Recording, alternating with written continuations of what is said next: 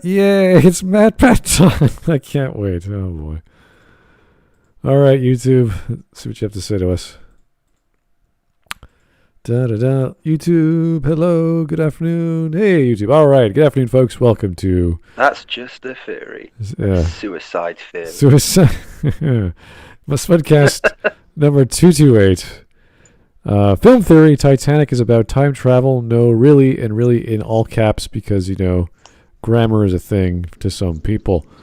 So, all right, this is another MatPat video. We've covered a few in the past, and most of these are tongue-in-cheek. We don't take them seriously until he starts talking about serious things, and then we're like, oh, okay, yeah, that's a big deal. We should probably take that a little bit more seriously here. So if anyone right now who's watching this video and watches it later on and goes in the comments, MatPat is not, don't take him seriously, okay? You guys are taking this such a big deal. It's like, listen, we get it, okay? We've watched his videos.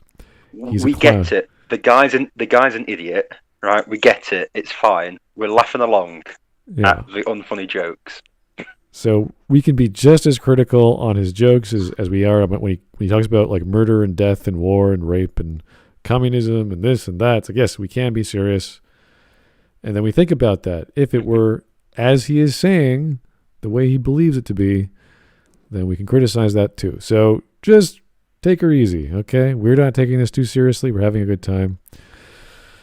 And hopefully you are too. I don't know. It's all pain, really. It's just...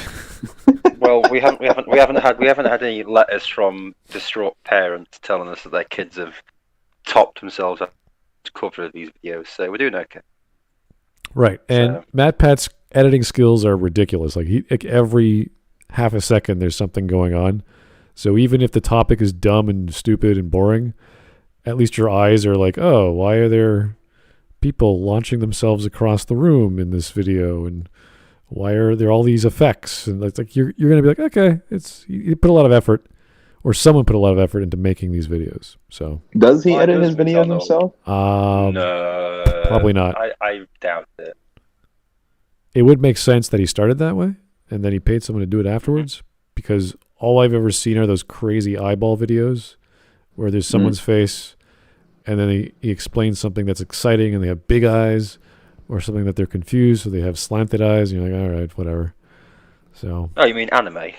Yeah, anime eyes. There you go. The gigantic balls of, I don't know, celestial matter, and just eyes. They're huge, and they sparkle like crazy. So. All right, so this is going to be this is a 16-minute video. This is pretty long. And it's pretty bad. Hang on a second. I thought you said it was 8 minutes. That's doubled now. No, that was yesterday's. Yesterday's was 8 minutes. Today's is 16. So. Oh no. Yeah.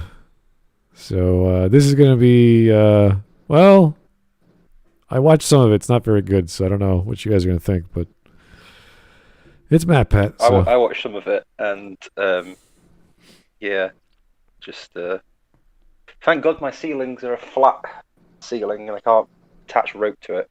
Oh, what a great shame. Already looking for opportunities to stimulate myself through suicide. Mm-hmm. Okay, I'm like David Carradine. There we go. Well, that's a bit too much of a suicide. I don't think that was the intention, really, from David Carradine, but you never know. With David Carradine, well, he went out with a bang. He was so drunk his entire life. I don't know what was in his brain, so we don't know what happened. You didn't hear the stories? Oh, because I'm in Toronto and they filmed in Toronto. He was... Oh yeah, I know the stories of him, yeah. Okay, he was constantly drunk. Yeah, okay. Apart from that one time he played a role of a person who was drunk, and he was sober all the way through it. Yeah, that was a weird non-method acting. Which was really, yeah, that was really strange. It's like, dude, this is made for you. Just show up on set like you normally do. It's like, no, I'm going to take it seriously. It's like, what? Why? Why? This is like a $10,000 budget movie. You don't have to take this seriously. Oh, the David Carradine. There's a bloke in a rubber suit. Come on, man. Yeah, I know. His filmography is just like, oh boy, lots of B movies. And then Kill Bill. Whatever that was about, but yeah, it's still pulpy. Still the same style. Anyway. Yeah, no, but it's just so weird. It's like some like Time Cop or something like that, and then literally Kill Bill. You're like, wait, what? When did this happen? Wait. All right. Yeah, let's get going. 60 minutes. Let's do it. One silver lining to fewer movies coming out this year, a chance to theorize about some of the best classics of yesteryear. Take, for instance, the hottest movie from when I was in middle school, Titanic. It's got everything you'd hope for in a summer blockbuster. Iconic lines, enduring romance, time travel. Wait, time travel? Hello, Internet! Welcome to Film Theory, the show where I'll never let go of theories about movies that were released before most of the people watching this video were born. It seems like every year I have a good excuse to use this tweet. I can't do this anymore! And hoo boy, was 2020 the peak year to exemplify that feeling. So instead, this holiday season, I wanted to take us all on a quick trip back in time to the year 1997. Things were just simpler back then. Games had just started breaking out into the third dimension. It was literally impossible to be on the phone and on the internet at the same time, and there were only 3 Star Wars movies. It was also a time where— This is 97? Yeah, there was still only 3 Star Wars movies. Okay. Phantom came out in 99.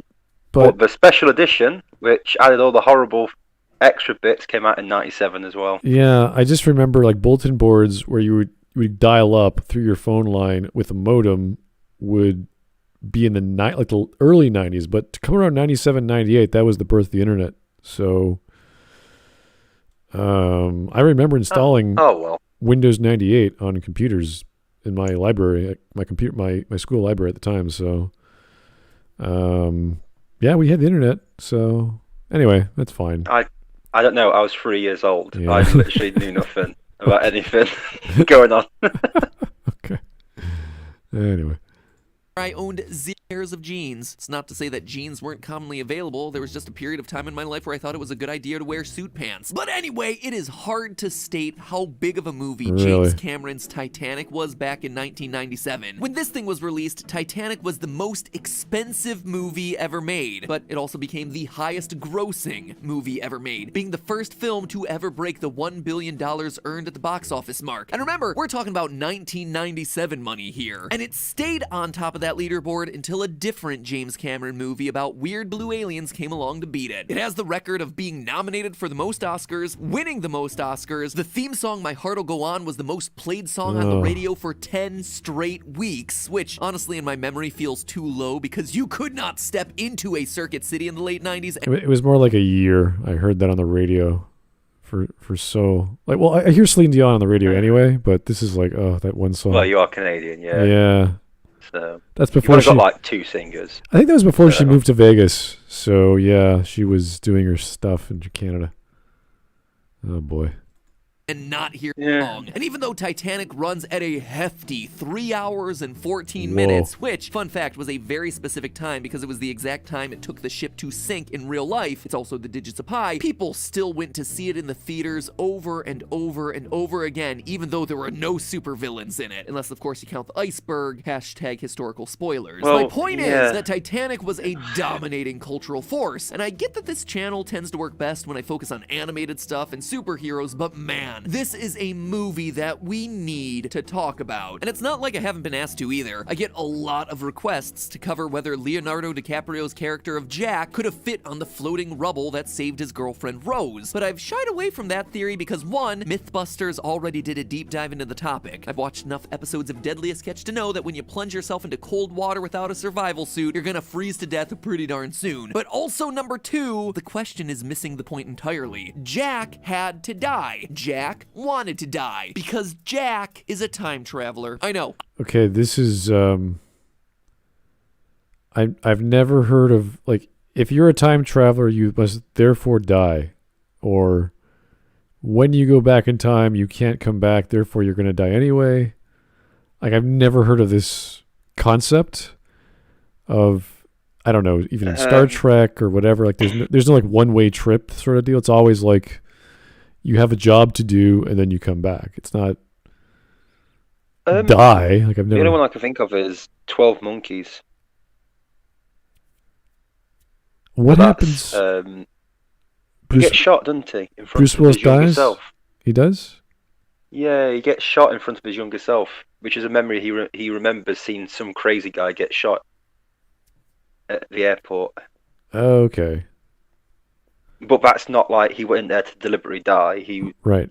It's a time loop thing. But, Okay. Huh. probably I don't know. Terminator, did Kyle Reese know he was going to die? Well, yeah, that was a one-way trip for sure. But that was his mission. But I don't think he went out there to deliberately die. No. Exactly. Well, the thing with Kyle Reese was that was more just a consequence of what came with the territory. It was a pretty dangerous mission. Oh yeah, he was a soldier. Yeah, that's understood. Yeah, so I think we get that. I'm just thinking if people could like stretch the definition of go back in time to die, could people stretch it enough to say, well, Kyle Reese did it? And I'm trying to think of any other examples that are even close to go back in time to die. Yeah, the only thing I remember is the Rian Johnson's Looper, where the whole thing is to execute someone. Like they come exactly at the same time that they're told to come, and then boom, he pulls the trigger and the guy dies. Like but that's something else. That's like, we can't legally kill you in the future for some stupid reason. Therefore, we have to create a time machine to do so. It's like, this is dumb. What a stupid concept. From Rian Johnson, isn't it? I know. Yeah. What a horrible use of time travel. Just my dystopian world won't let me kill people. Like, what? So we invented time travel. I know. It's very Of all the things to use time travel with, killing people. That's great. There's a lot easier ways to kill people in a world that doesn't allow you to kill people. You know, like our world that doesn't allow you to kill people. Yeah, like every other law. The foundation of every law is not to kill people. It's like, okay. Oh God, how to get around this law? We'll have to invent time travel. Why? We can just kill them and not, tell people we've killed them. Yeah. Anyway, what stupid. Joe Crazy. I can't wait for Matt's explanation for this. I don't know. It's pretty boring, but I know. It's just go. That's cool. Also, question. With that 11 wins, how many did Lord of the Rings get with Return of the King? How many wins did they get? All right. Because I'm sure they got an equal amount. So Titanic isn't the winner of the most. They won at least 12. And that was... Sorry, wait. No. 4. They won 4 and were nominated 12. Oh, right, okay. There's probably a lot more because that's just the Oscars. Yeah. Oh, geez, there's so many. Yeah, I'm gonna add even more categories this year, like holy crap! Best plank of wood in a superhero movie, best feminist agenda driven garbage. There are award shows I've never heard of. The Bram Stoker Awards, the the Bram Stoker Awards. The Australian Academy of Cinema and Television Arts, the Broadcast Film Critics, the Empire Awards. Look at this really weird and obscure one. The BAFTAs. Oh, the British Awards. I mean, imagine being stupid enough to actually pay attention to those. Oh well. Oh, those award categories are amazing. Oh, jeez. I just enjoy the films that celebrate winning the Nickelodeon Kids Best Movie Award. You can get an award in the BAFTAs for hiring a diverse not a cast, but a diverse crew on your film. So if you hire if you do a bunch of diversity hires, and I don't know how the percentage, I can't remember, as I read it out a year ago, but if you have like 10% Hispanic, 10% Black, 10% Asian, it's like you could be a runner in for the diversity hire at the BAFTAs. The awards mean absolutely nothing. and it's just we hired an HR team who just did diversity hires. It's like, you get an award. I was like, why?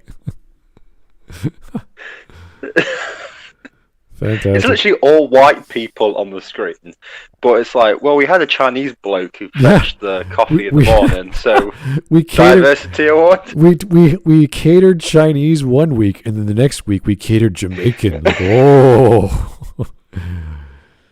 it's in our tax receipts too. Oh my god. Yeah.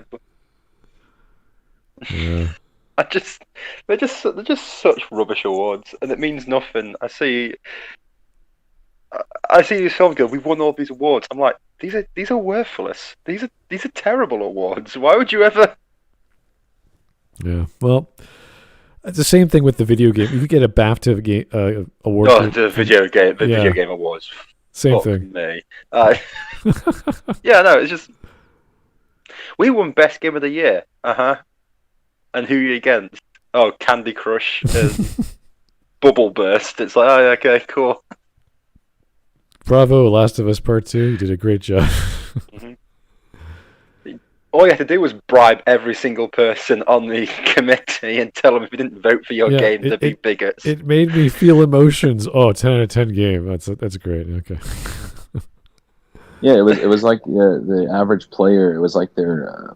Because the people that were actually fans of the series, it was like their opinion didn't have anything to do with what the results of that were. Neil Druckmann, sorry, I almost called him by his name that I know him as, was literally telling people not to vote for, what was it, Ghost of Tsushima, is it? Is that how you pronounce it? Tsushima. Begging on Twitter, don't vote for this other one, vote for Last of Us. It's like, gonna vote for the better game, aren't we? It's because that won the player's choice. That is such a beautiful game. That is such. Yeah, and The Last of Us won the developer's choice. I'm like, that's not rigged at all, is it? Well, I don't know how these are graded, so we can't say. But I'm assuming there's lots of favoritism and just it made me feel things like revulsion and boredom and confusion. Well, what it makes me wonder is, because look, the possibility does exist that a lot of casual gamers voted for it, and it was the ones that actually care about The Last of Us 1 that obviously didn't care for 2, right? So that makes you wonder, the actual players, the player's choice was wasn't Last of Us Part 2, it was Ghost. Okay. So the player's choice was that, but developer's choice, which was done by a committee, right, voted for Last of Us Part 2. So it's obvious that players liked a little bit of bias there, yeah. So they have a lot of funny awards though. It's done by committee. I'm like, so it's done by your friends in the business. Okay, cool. Okay. Yeah, they have best battle royale, biggest disappointment game. There's all sorts of really funny categories in that as well. But they're fun for the gamers because it's like, oh yeah, like people were really looking forward to whatever game coming out, like Dying Light 2, but it never came out. So they're like, oh, most anticipated game that hasn't come out yet, or stuff like that. Yeah, like most improved MMO. It's like, oh, that's an interesting category. It's like you just keep beefing up your online MMO. It's always Warcraft. So yeah, there's no other one that even. I think one year. It's like in the UK. What was it? The UK. The best Saturday night program has been Anton Deck's Saturday Night Takeaway for 15 years. No. Because it's the only Saturday night program like it. And it's like, well, yeah, of course they win it every single year. So of course Warcraft's going to win this award every single year. Yeah. Well, it's kind of like the science fiction awards or evening date science fiction awards or streaming service awards. It's like, what else is new that's comparable to The Expanse? Like, what's going to beat The Expanse this year? I don't know. Couldn't tell you. Not watching TV. There's nothing on. There's nothing to watch. I'm sure there's something out there. I don't know. Maybe The Expanse. Well, I'm certain. I'm sure certain stations in countries will have things that no one else knows. Like Germany will have their own, Canada will have their own, and they're usually budget productions, and no one hears about them unless they're actually picked up by another station or country. So, unless they're really good, and after they blow it out of the water, and they're like, shit, yeah, this is really good. Yeah. So then Netflix or someone else will buy them out, and they'll just take it over. So my favorite category in the Steam Awards was the labor of love category, because that means it's not necessarily the best game. It's just something that you think that the developers cared a lot about. I voted Among Us for that one because my reasoning for it was because it was shortly after I got an email, like a couple months prior, from the Among Us team that they automatically sent out to like everybody or whatever, and it said that it was an announcement that people were wondering what they were going to do about Among Us 2, and they said that they decided to cancel Among Us 2 so that they could release more content for Among Us 1. And then that was why I chose that one. Have they actually done anything though? Well, to be honest, I haven't. I bought it, but I didn't start playing it yet because I don't really have anybody to play with. Oh, we got to go play it then. But, like, I've played it for the past few months with these guys, and I haven't seen an update that changed much. Like, there's no new levels. Weren't there some new maps? That's still getting made. It's supposed to be coming out in the next. Well, they're still getting made. Coming out this month. Really? Shit! Okay. It's supposed to be out this month, but I doubt it. The only update I know is they got rid of the bag hat on the character creation, and I don't know. I'm really annoyed about that because that was my hat that I wore constantly. Honestly, I finally got back into video games, like playing video games consistently again. Once I was watching the Game Grumps play Phasmophobia, and then I started watching them play Among Us, and then I just bought both, and then I got into Dead by Daylight. I just bought a whole bunch of horror games. I got back into gaming again, it's been a while. Yeah, it's kind of like me with Fallout and League of Legends. It's like, oh yeah, I played those games before, and you're like, oh yeah, I'll just see how that is for a few months. I'm now going through Red Dead Redemption 2 for the second time. I think I've clocked in about 120 hours on it, so that's got me back into gaming. So yeah, there's a few things that you can actually enjoy these days. I'm still never touching Last of Us Part 2. There's no way that's ever coming anywhere near my household. All right, let's get back on track. It's illegal. Here's Joe Crazy. Oh, I can't wait for Matt's explanation for this. We're waiting on it too. Joe Crazy again. What's this running out of my nose? Oh, that's just my brain fluid. Well, again, we haven't gotten to anything yet, so don't go nuts. And Jake, as always, how in the name of Ra, God of the Sun, is Titanic and time travel the same? Harambe didn't die for this. Oh, Harambe. Jeez. Oh boy, now I gotta think about. He was a time traveler. Well, Film Theory's allowed to say it. I'm allowed to say fucking crazy shit as well. I don't care. Right. Fine. Let's go. 3 minutes in. Yeah. Crazy. It's true. Jack on the Titanic is a time traveler who was there on the boat to make sure that the Titanic sank. And if you think that's a hot take, just you wait. He does nothing to make sure it sinks. In the window of Jack and Rose's makeout mobile. So put on your life jackets, theorists, because today we're plunging into the icy, iceberg-infested waters of Titanic's time travel. Now, in order to follow this theory and several of the references I just made to Titanic, you need to have a good idea of how the movie goes. So here's a quick and spoiler-heavy recap for you. In the 1990s, a team of scientists is excavating the wreckage of Titanic, a massive passenger ship which crashed 85 years before. During their search, they find an old, brand unsafe drawing of a lady named Rose wearing a necklace that contains a massive diamond named the Heart of the Ocean. And as luck would have it, she's still alive and can tell them the story of the Titanic's cursed voyage. From there, most of the rest of the movie just boils down to Rose telling her tale, how she boarded the Titanic with her rich fiancé Cal, who is just the worst worst human being, and how, to get out of her miserable relationship, she decided to jump overboard to kill herself. However, as she's about to do it, she's spotted by Jack, a poor third-class passenger who's only on the Titanic because he won a ticket in a poker game. Jack is charming enough that it makes Rose not want to die, and it doesn't take long for her to realize that she likes Jack's nude illustrations and below-deck drinking parties a whole heck of a lot more than her fiance's misogyny. Then the boat hits a huge ice cube and breaks in half. There aren't enough lifeboats for everybody, so Rose ends up floating on a boat. That was the plot, guys. He meets a boy and the boat just breaks. That's great. I also like the idea that she's telling this story. That old lady actually told the story of herself getting fucked in the back of the car, by the way, to like random people. Always remember that. Very detailed, visually enacted. Yeah, she was telling them how all the positions worked. Oh boy. Oh, the things Jack did with his tongue. I could barely walk afterwards. Thank God the ship sunk. Oh no. But there's a lot more. I will say there's a little bit more to the story than just that. You could have just said, woman goes on boat sinks. End of story.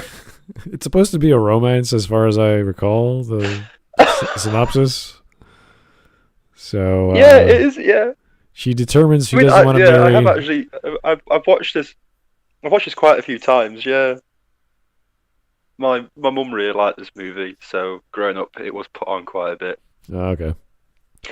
Me and my dad just liked it for the sinking scene where everyone's getting killed. Just laughing their heads off. I think I saw it when it goes lateral and you see the or whatever you call. People just drop off. Very, very visually well done. Yeah. I'm like, yeah, it's pretty cool. Looks good. Yeah. But yeah, there's a lot going on.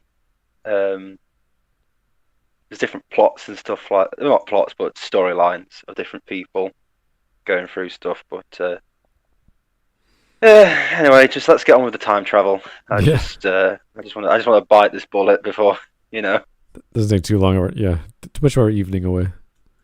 Piece of debris while Jack chills out in the water, literally. Turns out submerging yourself in icy water is bad for you, so Jack freezes to death while Rose is rescued when one of the lifeboats turns around and picks her up. At the end of her life, she dumps the heart of the ocean back into the sea because it's a symbol or something of her love of Jack. And then she dies because she real old. The end. Now, Titanic as a whole is an entertaining love story. You've also missed the funny thing at the end? Okay. Woman, just like in his real life, only this time it's age appropriate. But what isn't as immediately apparent about this story is that Jack isn't just a poor third-class passenger. Jack is a time traveler specifically on the boat to complete a mission. Oh yeah, now we're getting into the crazy pills territory of this theory. But it's not crazy at all when you think about the things that Jack says that no one from 1912 could possibly know. Let's look at a few examples. Jesus Christ. To death in the North Atlantic. Okay. Really? we're Jesus Christ. All right. Anyway, here's Tyler Preston with the donation. Thank you, sir. I've seen lots of stupid things today. The design of Marvel Comics' new character, Captain Twink. Oh, yes. People who unironically like it. Tumblr She-Ra is getting a movie. Oh, my goodness. But somehow this video is less idiotic, I think, I've seen all day. The Captain America one was pretty weird. Yeah. I didn't hear about She-Ra getting a movie though. That's weird. What are you talking? What Captain America thing? No, it's fine. Don't worry about it. Pretend you never heard this conversation. Hold on a minute. No. Think of a gay Captain America who's from. Hold on, I'm looking it up. Think of a gay, drug addicted Captain America. Oh no! Yeah. Wait, they're introducing. I don't care. He doesn't look beefy. He's just this kid sort of young man. I can't tell exactly. He literally looks like a guy down the road from me who just sells weed. They're literally just yeah. Yeah, it's weird. It's weird. Yeah, I'm gonna back out of that. Yeah. If that guy jumped into a fight to save someone, the police would just open fire on him. I don't know anything about a She-Ra movie though. That's news to me. So It's just rubbish. But yeah, I want to hear what he thinks someone from 1912 would or wouldn't say. all right, let's go. With things, this should be very interesting.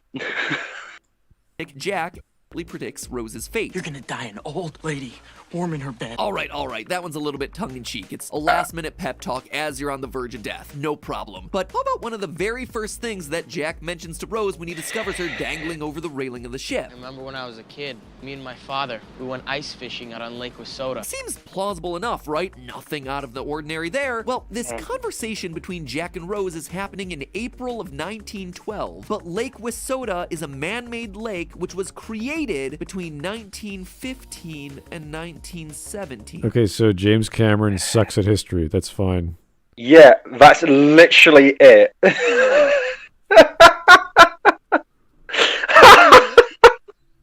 And hello. Oh, hey, LitDev. Hello, Lit. Hey, well, So literally, he's saying something. Yeah, there's only like 3 years in between those two things. It's oldie enough that James Cameron wouldn't. I'm not going to argue this point. That's such a ridiculous point. So this is a man-made lake which was not created until 19 whatever, which was years before, or sorry, years in advance before the Titanic sank. What was there before the lake? Was it like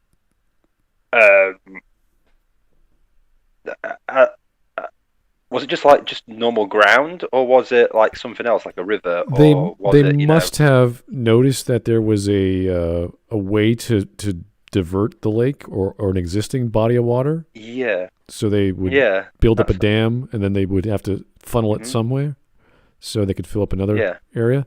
But that's so. Could he just been talking about the body of water near where that later? There's a lot of ways you could take that. Right. Yeah, I Also, have to. Things change their names as well. You'd have to look at the geographical area with how the technique they use, because we have lakes in Ontario. There's all kinds of lakes that are controlled by all sorts of sluice gates and all sorts of other. Oh, same here in. come on, guys. It was here in clearly the UK. time travel. Oh yeah. Okay, he's a time traveler from 1917. Convince you that Maybe. it's totally plausible. I got it. So yeah, there's a possibility that James Cameron just didn't get his numbers right, or he could be referring to an actual body of water close to the actual lake, and they call I it the think same James thing. Cameron purposefully got it wrong because the character's time traveling. Well, no, that James Cameron's way too smart to make a mistake like that. It's obviously secret time traveler. James Cameron. Yeah, James Cameron is the smart kind of guy who wouldn't waste millions of dollars making a stupid movie about blue people.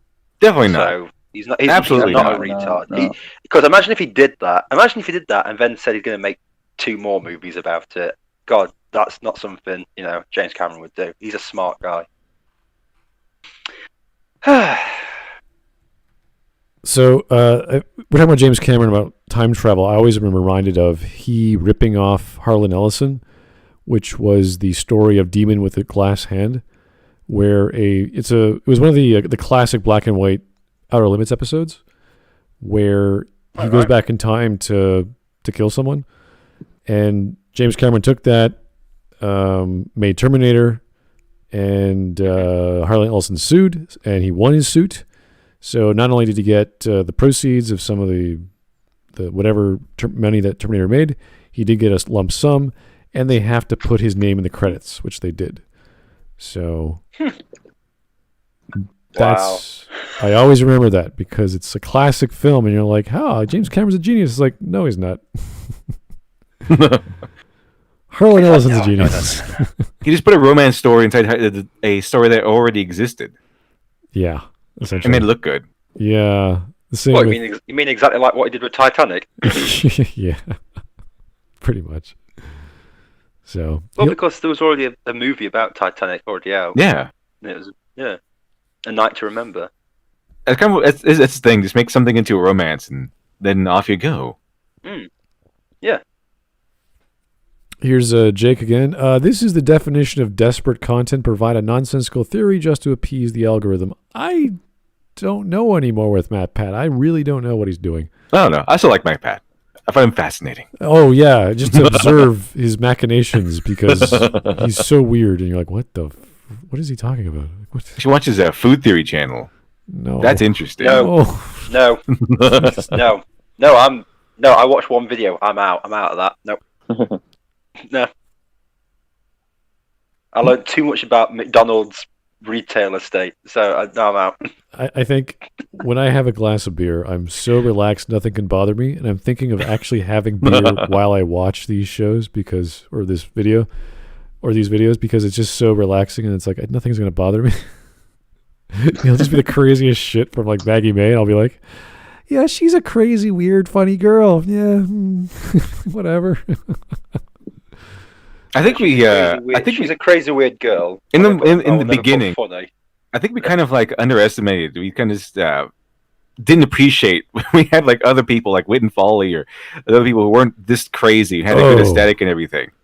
Wit and Folly, my goodness, she was quirky and obsessive, and you're like, oh, compared to Maggie May, she's a little girl. She's like, oh, you made a picture. We didn't know we had Smud. We didn't know we had. We didn't know what we had. Joseph Campbell's so adorable. Oh, he's like, yeah. At least she read a book once. Okay, She read a book. She read one book multiple times. That's one book more than a lot of these other people we've gone over had. Yeah. She read one book. It was Spot Goes to the Park, but at least it was a book. So. Well, she did read the one about the female hero or the heroine's journey, which I always laugh at because it sounds that like one's weird.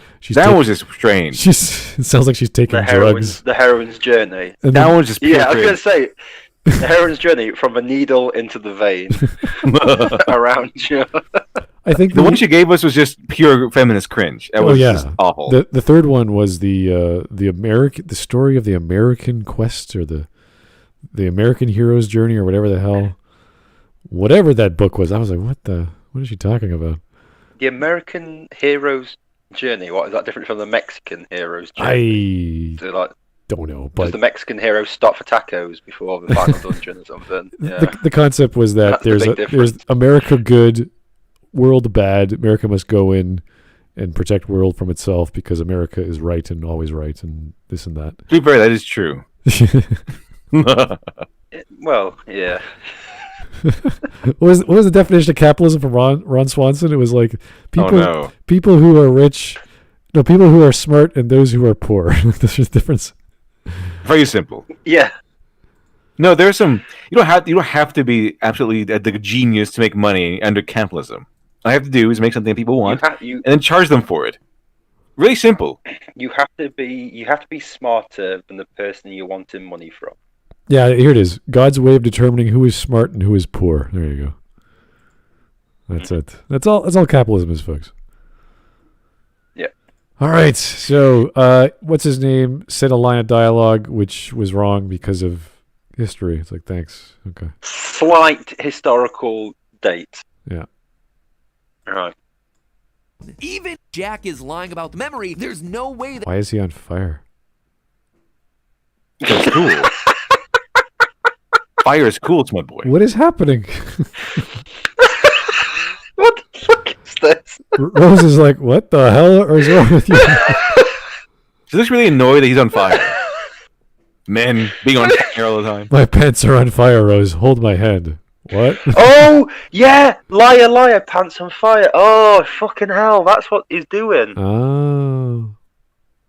Oh, wow. She looks like she wants to see somebody's manager. MatPat, that is literally the worst thing I've ever... Oh my god, that's the worst way to put forward that fucking joke. I do appreciate how he clipped the eyeball, as you can see from her nose, to show that the eye is behind the nose. Very, very nice touch, MatPat. Your editing skills are very strong. That is... Yeah, but that's also the exact same eyes he uses for his own pictures. He's not doing anything out. Oh no, no, extra. obviously, yeah, no. It's this is MatPat's greatest skill is his video and image editing abilities. So that's, I mean, you gotta appreciate fire coming from below. It definitely beats out the cardboard fireplace of Maggie Mayfish. I'm gonna have to say he probably spent money on someone else to do a PNG like that's fire with the what's it called, not a green screen, but a copied out color that you can then superimpose with a translucent or a transparent background, so it looks like you could put it anywhere. So that's a lot of work right there.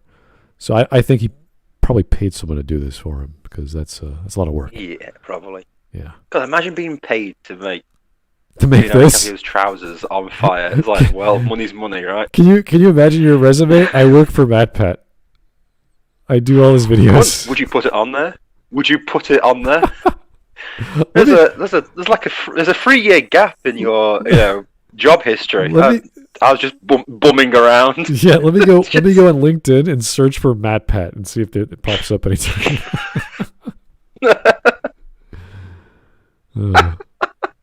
Oh god. Anyway, I mean, sometimes when you're lucky, you can get a hold of a render of the character yourself. Like, sometimes I can get a hold of a render, and then you just get, like, an animated GIF of fire or whatever. But he does this on a pretty consistent basis. I'm sure he's getting, like, a lot of his renders he's doing himself. I mean, or he's paying someone. But, like, you're not going to find... Because, like, he uses... What I mean is he uses renders of characters. A render is when the background is transparent, right? Yeah. The way you make a render is the way Smud just said, is you have to edit out a color, and then you have to make sure that the remaining colors remain solidified so that you don't see through the character, which can sometimes be hard to do. I use GIMP, I don't use Photoshop, so... But he gets renders on a consistent enough basis that I would be convinced that he's either doing it himself or he's paying someone. Yeah. It's a professional. Sorry, I'm just thinking of when you said GIMP. I'm just actually thinking of an actual GIMP doing all your editing for you. I'm gonna hire my GIMP. No, that's a simp. Well, if you like Linux, GIMP is the way to go. So I mean, that's just everything's free on Linux, but you can use it on Windows too. So that's cool. Anyway. Yeah, cool. That he could know the name of a lake that didn't exist yet. And this also... Okay, so there's clearly a river there. So it clearly shows a river around that lake. Yeah, so they built the lake out of a river. That's totally cool. That's fine. That's not a big deal. So he could have called it that. So it could have been a lake bit. Yeah, you can't just make a lake. You can't just build... I'm going to put a lake in the middle of Nevada. It's like, no. That won't work. That would take so much effort and resources and transporting water and drilling for aquifers and all kinds of shit. Wouldn't happen. There'd have to be a close by body of water or a stream or a river to then connect to a hole in the ground that you would fill up with water, and that would just keep flowing. So, yeah. Again when he's telling Rose about their imaginary trip to the Santa Monica Pier. We'll ride on the roller coaster till we throw up. Not necessarily the most charming pitch for a date, but that's missing the point. He's referring to the Blue Streak Racer roller coaster, which wasn't on the Santa Monica Pier until 1917. And it's not just things that Jack says either. When he and Fabrizio are rushing toward the Titanic, we see Fabrizio carrying this bag. That bag is called a moose sack. And here's where I'll pause a moment to let you giggle about that. And also give you a moment to subscribe to the channel. Help push us over the 10 million subscriber mark. We good? Alright, so that rucksack became popular after its initial use as a pack for the Swedish military in World War II, starting... Alright, I've seen plenty of packs in old military equipment. I'm sure there's all sorts of different packs throughout the world. Yeah. So... They're all very similar. They all look very similar. Yeah, and it's also called getting a prop for a movie. It looked old enough to be used. James Cameron wasn't. I think it was intentional. Let's say it's intentional. Time traveler. That means definitely time traveler. Yeah, I know, but that means he's so far in the future they have old rucksacks, or some idiot got the wrong bag for a time period and said, "Hey, here, Jack, you're ready to go." Yeah, but also that also means that his friend, Italian bloke, I've never really got to know what his name is. I honestly don't care. Was also a time traveler as well. I think he got the bag from Kyle Reese. That's what I think. Probably. Jack is a Terminator. In the future, where the Terminators exist, Jack is a malfunctioning Terminator. He's meant to seduce rather than just kill everybody. Oh no! Yes. Oh boy! Rose Connor. I cannot You fit on Rose your Connor. raft. I'm too heavy. I must sink. That's why he sank so well. Too heavy. That's why he sank not worry. straight to the bottom. The of his cold Terminator. water will not affect my cold body. I cannot manufacture bags in the time period. I was off by 20 years. I do not. Unfortunately, my database does not have bodies of water. Our digital. We do not know the time period for bodies of water created by mankind. The best approximation is from Minnesota.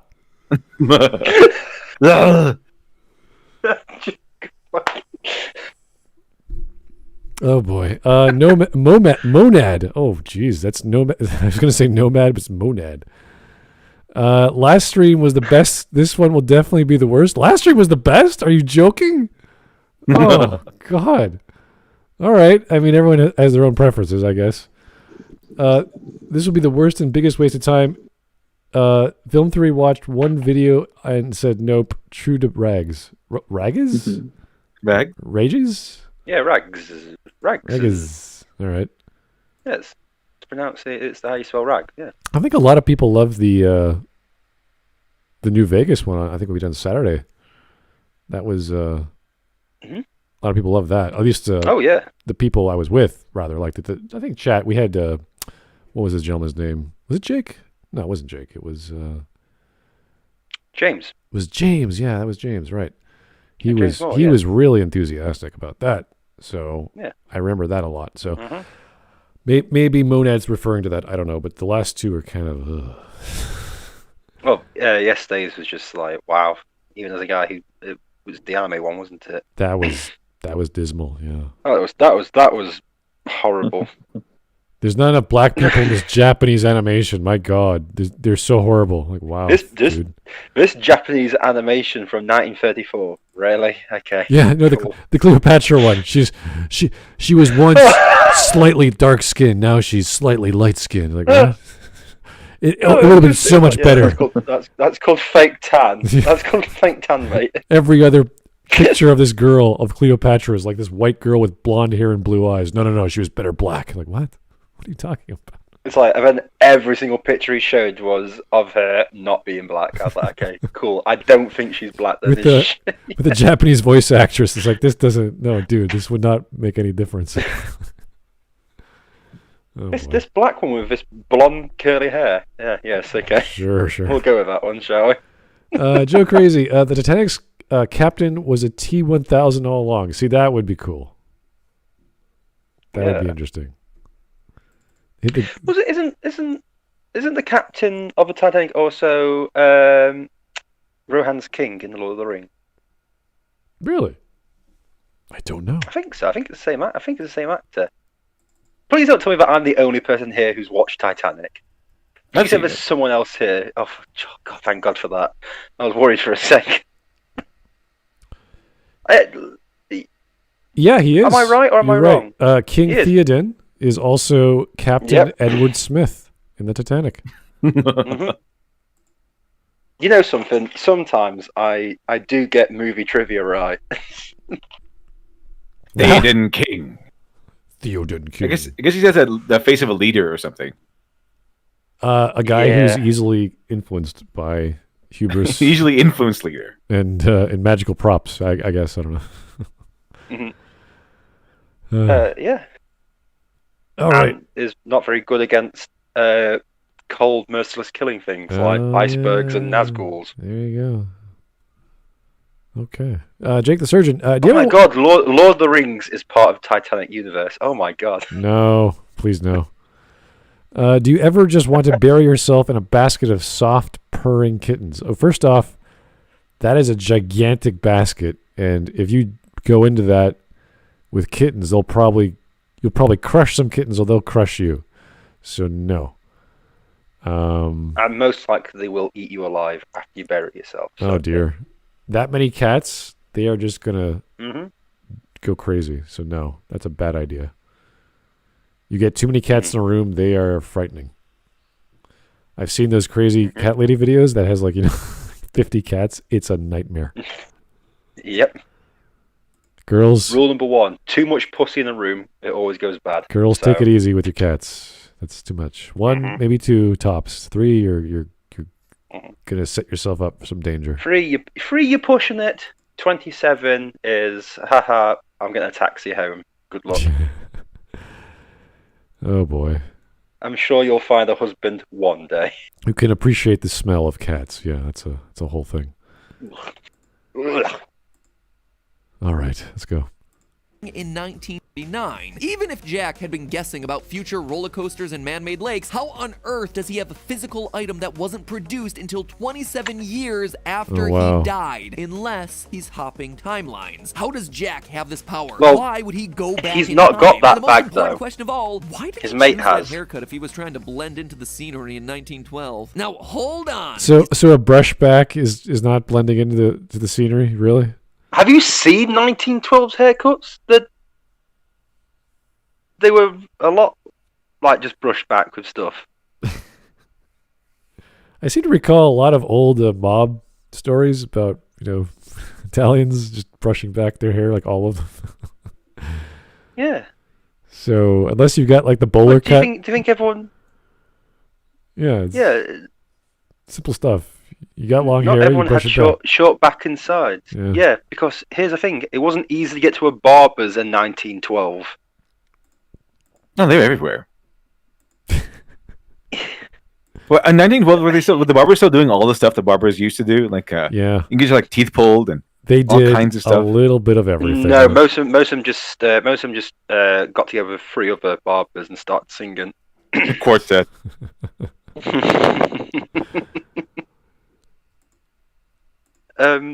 But whatever. Hairstyle, yeah, sure, whatever. Go on. Time travel. Rose Collar. But also, but that bag doesn't belong to Jack. It belongs to his friend. So Jack's not the time traveler. His friend is obviously the time traveler. I was suddenly imagining Arnold Schwarzenegger singing ragtime songs. It's no. Dressed as a barbership quartet. Oh my god. Hello, my baby. Hello, my honey. Hello, my ragtime. Gal. Summertime gal. Liebchen. Get to the chopper. Oh boy. Jake the Surgeon. Get to the lifeboat. Now. Get down. Get the boat's going to sink. I think the movie would be a lot better if they had Arnold Schwarzenegger instead of DiCaprio in there. Oh yeah, people falling from the top of the ship as they're coming down. He's catching them. Oh no! Catching them all. Get down to the way. No, get down! They're coming down. No. Put those people down. The ship, before the ship even hits the iceberg, there's Arnie there with an M60 just spraying bullets. Remember when the ship cracks in half in that movie? He's just there pulling them both together. like Captain America. He's just pulling both halves together. That'd be awesome. No. We don't let you sink. No. And then he saves the Titanic, and then the historical event never happened. Well, it happened, but he saved the day. Skynet goes back in time with an iceberg to sink the Titanic and bring about the apocalypse. I'm a cybernetic organism with metal endoskeleton. I can hold the ship together for only 4 more minutes. Get to the other side. Literally 1912 people going, what the fuck? The other field Rose Connor. You had to survive. So you can give birth to Sarah Connor's mother. Oh god, he's your great grandfather. I went back in time to make sure you survive from the ship. Oh dear. No, it's like literally the Titanic is Sarah Connor's mother. The literal ship. That's what he's trying to say. They keep sending back all these T-800s to save the entire lineage of Sarah Connor. They're back in like Highlands. They're back in the Scotland Highlands. Like, I'm going to protect you from the spear-wielding Irish people. He's literally there with Mel Gibson, just like during like Braveheart. No, it gives you freedom. Arnold Schwarzenegger. No, get down. The Terminator's there. Oh, freedom.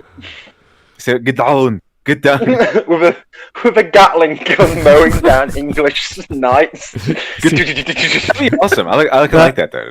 Terminator goes back in time, fights English knights. That'd be pretty epic. That would be pretty cool. Yeah, I'd like to see that. Oh, get down, William Wallace. Down you go, William Wallace Connor.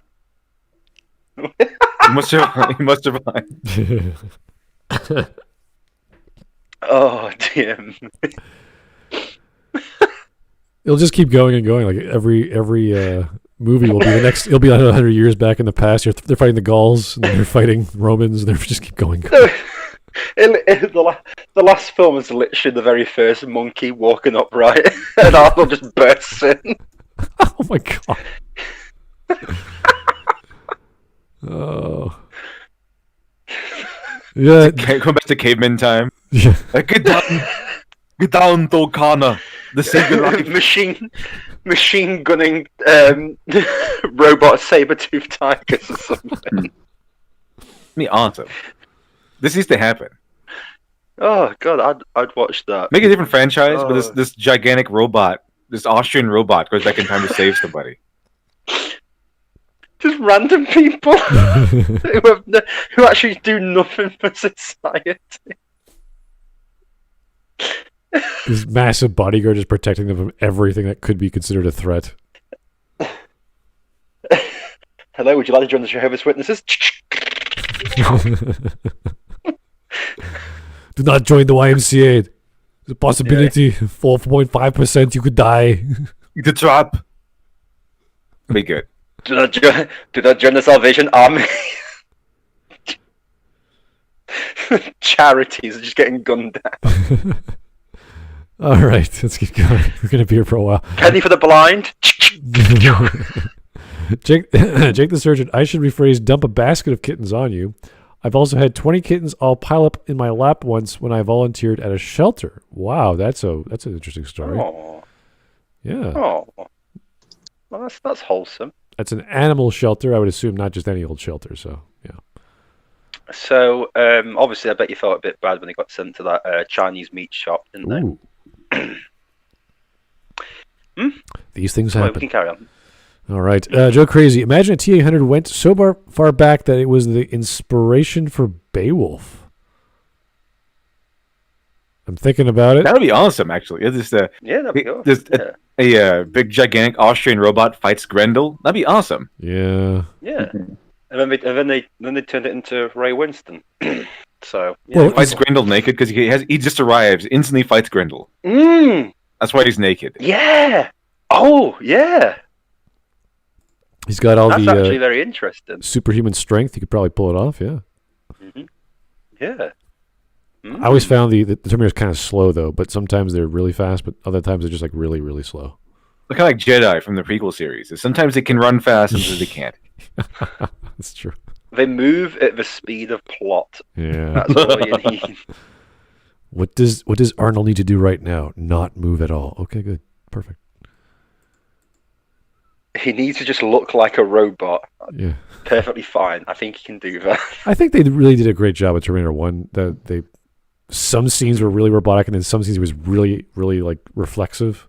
Like that doesn't probably probably Killer Robot wouldn't behave like that or be that flexible. But the rest of the scenes pretty good. Yeah. Scenes in the car, Scenes when he's getting shot. Those are good. Consider it's what 1984 as well, so they did all right. All right. 7 minutes in. Almost halfway. We're good. Let's do it. Stalwart advocates of Occam's razor are probably saying, isn't there a simpler explanation here? That Rose is just making Jack up? After all, as one of the researchers mentioned... Well, that's the easiest explanation for everything. My God. Rose is just fantasizing about some guy. Yeah. Oh, that'd be great. To Rose at the movie. We never found anything on Jack. There's no record of him at all. But as Rose says, there shouldn't be records of him because Jack never purchased his own ticket, which he didn't. He won them playing poker in a bar 5 minutes before the ship left. All the more reason the dude is a time traveler. What? Leaves no trace of his No! existence, gets on the boat via a fluke chance of luck right before it takes How does winning a game in a poker make you a time traveler again? Yeah, wouldn't you think that if he went back in time to make sure it got sunk, he'd buy his own ticket? Kept going back in time until he won the card game. Oh my God.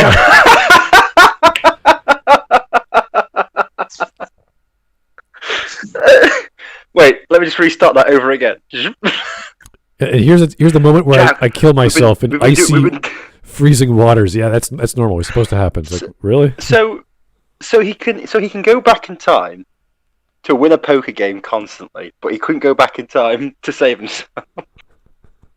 Poker's much more important. True, yeah.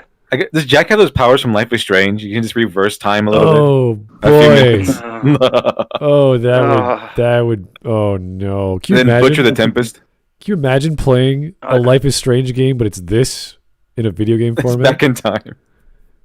And That's why the Titanic dies, because instead of the big tornado, it's a giant iceberg. Oh no! Oh yeah. Jesus! Oh crap! Oh, let's butcher the Titanic even more. Let's just keep going. Do I let Rose live, or do I destroy the Titanic? Oh God! Only you can make this choice, Jack. Only you can make this choice. So there's a butterfly somewhere. So I'm thinking that Jack's gone back in time, won this poker game, and all there is just this big, massive Austrian sat at the table going, "I don't know how can I save Sarah Connor's grandmother now." I don't know you. I don't wish to know you. I don't know you. I don't wish to know you. There was an 89.9% chance you will lose. How did you win? You must be a time traveler. Conclusion: you're a time traveler. Prepare to die. No, but it's like he does all that, does all the calculations, and he thinks he's going to win. In reality, he had like a pair of twos. It's just like, why do you think you're going to win with that? This guy was not very good at gambling. He pulls out a Tommy gun. That's the only guns they had back then. Yeah.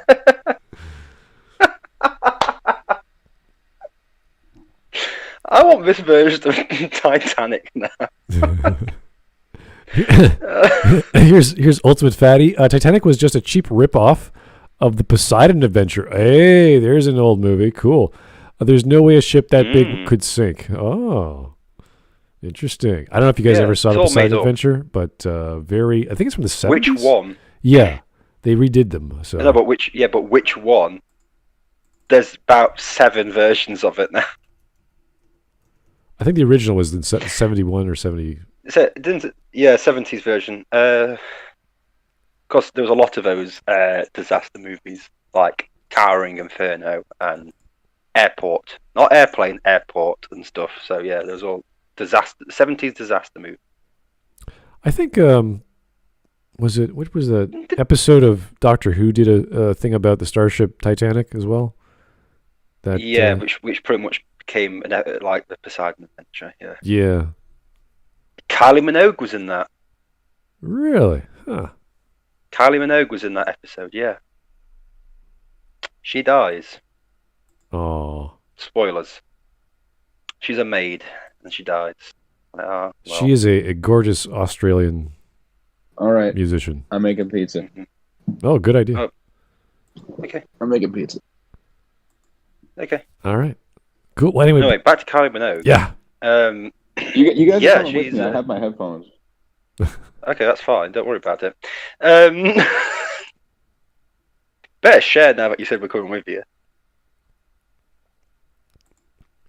But wait, what were we actually on about at this point in time? I remember Kylie Minogue. Yeah, it's like, brain went, what? Whoa. I know her. I'm just all over the place right now. No, that was an okay. Was it David Tennant who was the doctor in that episode? Yes. Which was before it all went to shit. Yes, so that was one of the better ones. Mm-hmm.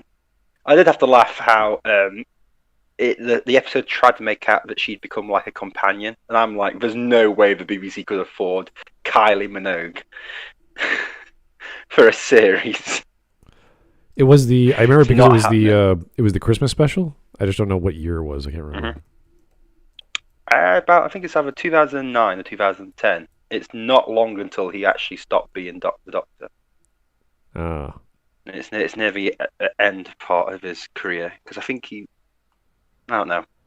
I'll need more Doctor Who fans. It was definitely David Tennant. Yeah, I just don't remember much about the story. It was just that title, that starship rather, Starship Titanic. I thought it wasn't it it's the Poseidon. What was it? The Poseidon. I forgot what the second part of the title is of the movie. You actually said about the Poseidon thing. I don't know why I've forgotten it. All right. Poseidon Adventure, was it? Is that what it was called? Because it was the Titanic Adventure or something. It's like mix and match two names of the film. Right. So, we understand once you hear Poseidon or Titanic, we know what's going on. This is what's happening with the story. Yeah, so. it's about a boat, about a big boat with a lot of water. So, yeah, get it. Yeah, but no, yeah, she was definitely one of those standout scenes or standout characters rather, out of the whole thing. Mm-hmm. Oh yeah, yeah. Sometimes the popular shows do some good stuff. So yeah. Anyway. Mm-hmm. Oh, at that point in time, Doctor Who was hitting all the right notes. Oh yeah, was amazing. that after or before Don't Blink? I can't remember, because that's when it got really good. I think it was just after. Yeah. Because Don't Blink is still, yeah. I always say that everything before Matt Smith is just usually gold, while Matt Smith has ups and downs. Yeah. And then it just gets worse. He was a mixed bag for sure. Anyway, different topic. Let's go. Yeah. And let's be honest, if Rose were making Jack up, who drew the sexy time picture of her that they found in the safe? He definitely existed, and he definitely is the time traveler. She was drunk. If you need further proof, look no further than the movie's director, James Cameron, writer and director of iconic science fiction. Oh no! Abyss, No! Avatar,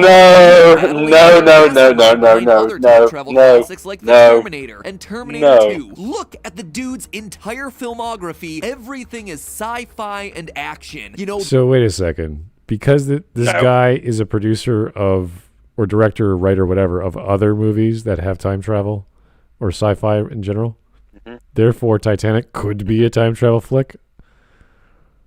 No, that's the stupidest thing I've ever heard in my life. I don't know.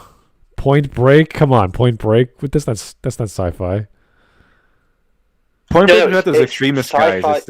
Those extreme sportsmen, who also steal stuff, right? True Lies isn't. True Lies is that's an action comedy. Remember that top 5 movies from that guy? Just the Facts. Oh yeah. True Lies was number 4, right? True Lies is there, yeah. the top 5 movies of all time. Yeah, but you cannot find anything wrong with Shawshank Redemption. Lies. I can't believe that. Troy 2004, Star Trek Beyond, True Lies, and then The Dark Knight. It's like you cannot say if there's anything wrong with these movies, and don't even try. Yes, I can, and I will at some point. Yeah, well. Also, Aliens has nothing to do with time travel. Or motives, or High Heels and Low Lifes, The Muse. None of these have anything to do with time travel. Yeah. Anyway. Also, I'm assuming with these these no's and stuff, that so he wasn't the director or producer of things or writer of half of these things. Because in the Muse is just a cameo himself. And Automotive short film appears himself. High Heels and Low Lives, something report. I can't read it because the YouTube thing's over at the moment in time. Also, Terminator was just co-written with someone. Point Break, he was just an executive producer. So yeah, not the best thing to show. Yeah. Here we go. Joe Crazy, Titanic as a Terminator prequel confirmed. Yeah, I know. That's the line of logic that he's using here. Mm-hmm. Yeah. Don't take this guy seriously. No. You can't. You really can't. But like when he accidentally gets something right, people like treat it like he's always right, and I'm like, how can you take the one lucky time he's right about one thing? This is like saying Harlan Ellison is such a great writer, and he's such a great look at all his science fiction books. Like, yeah, he's written every genre I could think of. That doesn't mean he's strictly a science fiction writer. It's weird. The one just doesn't make sense, Titanic, until you consider that it's really a sci-fi time travel movie. So whether you buy into that or not, just go with me on this. Why? Why would a time traveler go back to the Titanic just to have a fling with this rich girl only to die in the end? And why wouldn't Terminator? I don't know, save the frickin' boat if he knew what was coming? Well, you see, one thing that's undeniable is that Jack saving Rose changes the course of history. If Jack doesn't see Rose stepping over the rail and she actually jumps, the Titanic doesn't sink. Consider this. Once her fiancé or her mother notices that she's missing, they'd report it to the crew, at which point standard procedure is to turn the boat around. Wait. No, it's not. No. I don't think they can turn the boat around. No. That's not that big. Yeah, and also a cruise liner doesn't do that. Because they have a schedule to keep hold of, they'd send out a small boat to go look. They come over with a search party. Yeah, search party. Yeah. I think they have smaller boats too. I don't think the ship would have turned around.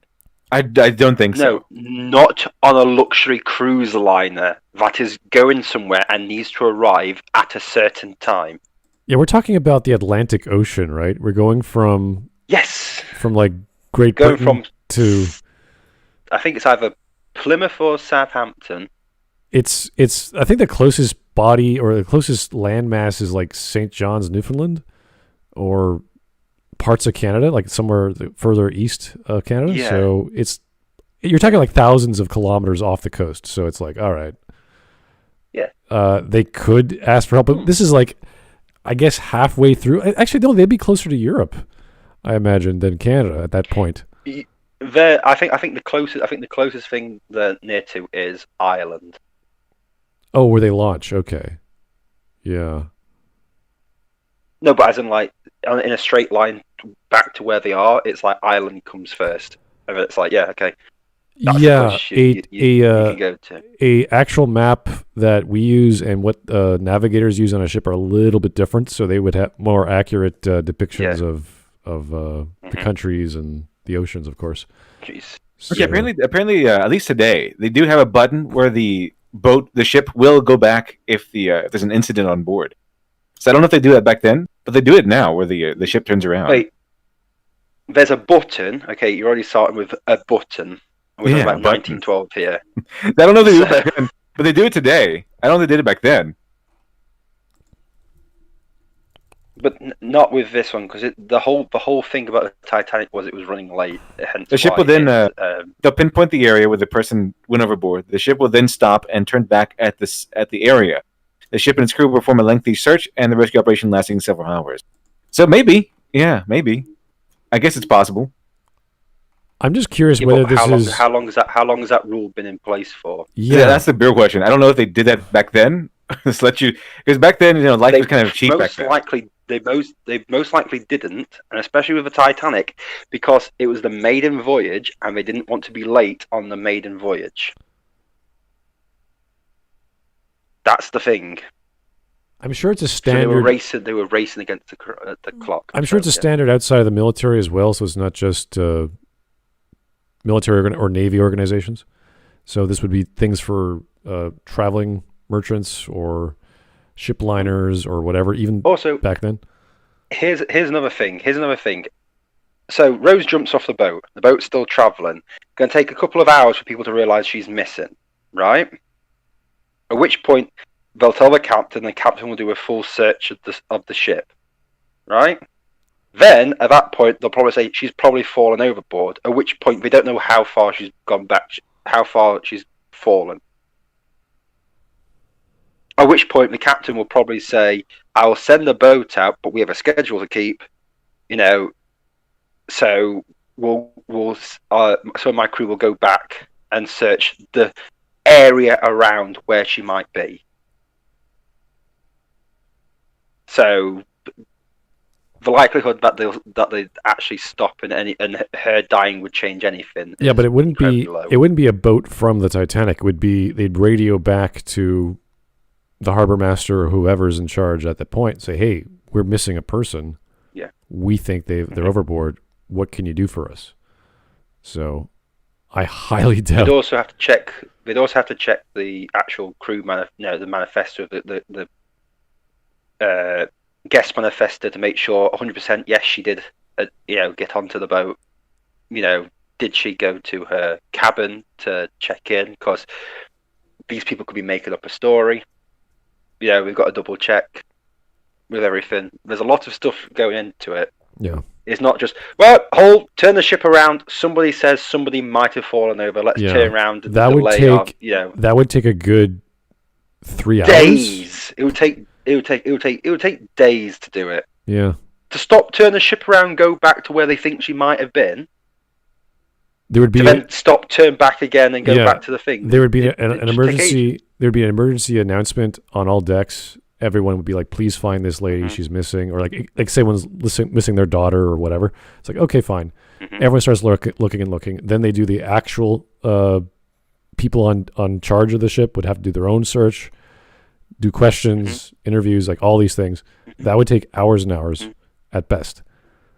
And then they go, okay, now we got to go back. Like, really? Oh. Yeah. She may have fallen overboard. Yeah. It wouldn't be the first thing because I know people say about the Titanic was like it didn't have enough lifeboats, but it still had other safety,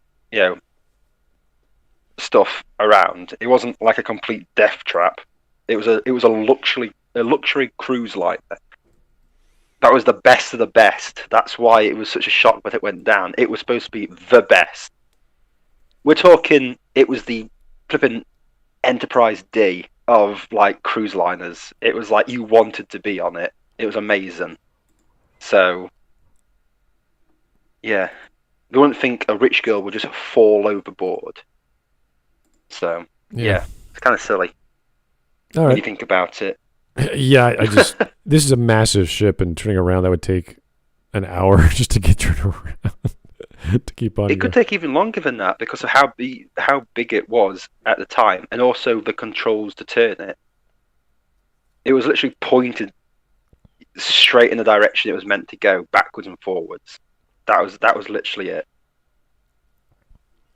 It's not about movability. Yeah. So. All right. Anyway, yeah, this is a hard thing to swallow, but we understand that most ships which are capable of turning quickly can do that, but not a luxury. Have you ever seen a modern cruise liner just come into dock? Oh, that takes hours. It takes hours, and it's got to be done so perfectly, and that's with modern technology. Yeah. I'm back. Imagine 100 odd years ago trying to turn a ship like that. So what did he say? What's going on? Oh, that the ship would go back 180 degrees to go find Rose if she fell overboard. Which, according to captains, generally speaking, yes, that's standard procedure, but we're talking about a cruise liner, which is really big and really slow. And after a search of the ship, which is gigantic, would take very, very long. And this is on the possibility she might have, after all this searching, couldn't find her, she might have gone overboard. So, like, you would have to do a search of every single cabin, every single deck. Like, just that would take forever. It'd take hours and hours and hours. Also, as well, there wasn't just one iceberg in the area. Right. These are. This is the Atlantic Ocean, right? So it's gigantic. It's freezing. Yeah, and it's also just the fact that as well, there've been tons of ice seen in the area. So they may have dodged that iceberg, but they still got to hit one of the many hundreds of other icebergs that are around. Did they have sonar? I don't think they used sonar back then for detecting. No. Yeah. No. They had a guy on a mast with a pair of binoculars. Yeah. But on the night that they hit the iceberg, they didn't have any binoculars there. And they weren't using any other ships, like for whiskers or Nope. like other ships. That was the problem. Yeah. It was a rush job. Yeah. They were rushing to get to New York because it was the maiden voyage. It was the very first time this ship had ever set off. So the crew had this. Yeah, it was all brand new to them. So. Okay. Let's go.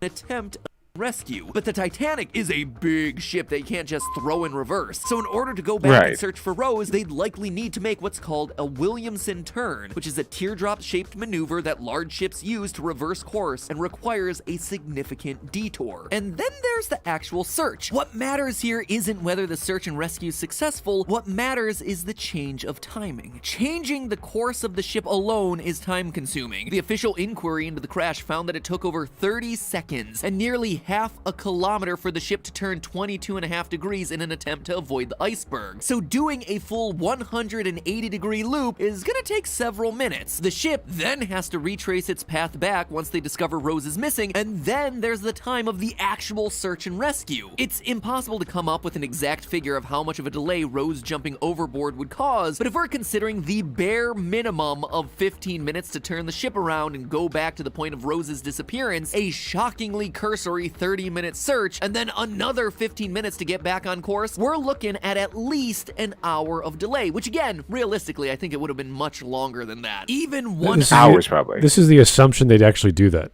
They'd actually turn around. Yeah. Yes. And considering the fact that the people making the decision weren't the actual crew, but the owners of White Star, who were the creators of the Titanic, who were like, we need to get this going straight. This I don't know how many times I have to explain this. It was literally the maiden run for business partners to say, this is the quickest way to get from Britain to America. It's going to revolutionize everything. This is great. Buy our product. And people in America were waiting for people to turn up. It's how people knew stuff had gone wrong in America when the Titanic didn't turn up. So, yeah, It's a questionable behavior to guess what the captain would do, just based off rules of the sea. But we don't know. I'm not. This is a guy who slammed into an iceberg, so I don't know what his mentality would be. Yeah, obviously he was trying to dodge it, but it's still one of those things where it's a bit like the captain was there doing stuff, but he had people above him. You've got the literal owners of the ship on board who outranked him, who were his bosses on that ship. So here is Coolman229. Thank you, sir. If you want to watch something about cruise liners, just watch Internet Historian's Concordia video. It's a lot better than this. Oh, really? Interesting. Okay, thank you. All right, we're 10 minutes in. We're zipping along. All right. There's enough substance here anyway. It's just a laugh. This is true. Yeah, it's a silly, awkward video to watch. Like, all right, this is something. Yeah. Our biggest discussion is, would they turn a ship around? Probably not. Yeah. Changes history because icebergs travel in the water. So I actually can't hear the video right now because I'm in another room and I can only listen to you guys. I can't listen to you and the video. Oh. So is his argument that the guy went back in time to stop her from going overboard so that the Titanic would hit the iceberg? Is that what he's saying? That's what it seems like where he's going, yeah. Yeah. Okay. Yeah, pretty much, yeah. So... and often faster than that depending on the current. So it's safe to say that the iceberg which sank the Titanic in real life would have been thousands of feet away if the Titanic had been delayed by an hour or more. Yeah, but it wasn't a singular iceberg. New York Harbor safely, and Rose's death ends up saving 1,500 lives. Suck on that butterfly effect, Ashton Kutcher. So then Jack was real, but also a time traveler who saved Rose. Jack is the doctor. 1,500 other innocent people people Yeah. would die? Why would he travel back in time to Leonardo ensure DiCaprio, the destruction of American boat doctor. rather than prevent it? Well, maybe it's not that simple. Maybe Jack Dawson was sacrificing the 1,500 lives lost on the Titanic to save 1,000,000 lives and preserve the course of history. Hear me out on this one. Let's say the Titanic hadn't sunk. Rose jumps overboard, the ship is delayed, it misses the iceberg, and the Titanic is now the new fad in transatlantic travel. It travels back and forth between New York and Southampton, carrying thousands and thousands of passengers until one day in 1914 or 1915, it's torpedoed and sunk by a German submarine, killing the thousands of people on board. Now, while that might seem like it's coming out of nowhere, like it is completely random, In the we actually have Louisiana. ourselves a historical comparison. In May of 1915, the British passenger ship Lusitania was sunk by a German U-boat, killing over 1,000 people, including 128 Americans. And the Lusitania was attacked just off the southern coast of Ireland, which is right on the route Titanic was taking to Southampton and New York. So we know that the German Navy would have been in the area. So all he's saying is that if the Titanic did not sink, it would then be the thing to get shot down by the German U-boat, because the next one, the sister ship, was Lusitania, which is fine, I think. But it means that there's no reason. It would still get destroyed, yeah. It would still get destroyed. It would just be the Titanic that got sunk by the Germans, not the Yeah, I'm trying to think about that. Lusitania. And it's like, so? Yeah, but they wouldn't have joined the war. They still would have joined the war. Because it'd be the Titanic. What the fuck are you on about? Also, America was pretty much...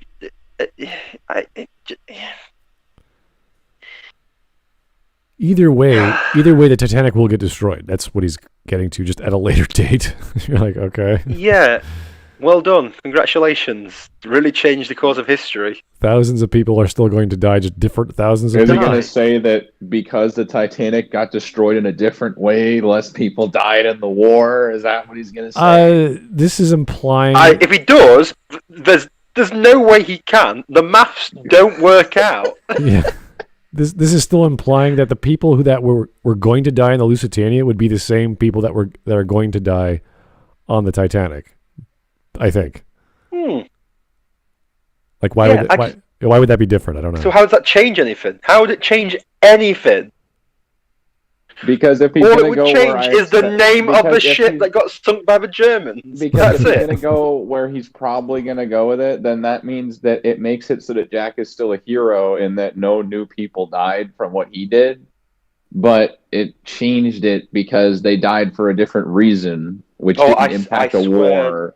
Which didn't cause more people to die. If he comes up and says, well, Hitler said he always wanted to travel on the Titanic. Thus, if the Titanic hadn't sunk and had got sunk by the Germans and Hitler was on it, World War II might not have started. That's the only way I can think it could work. He has to make an argument for the people on the ship that do survive cause a worse thing to happen.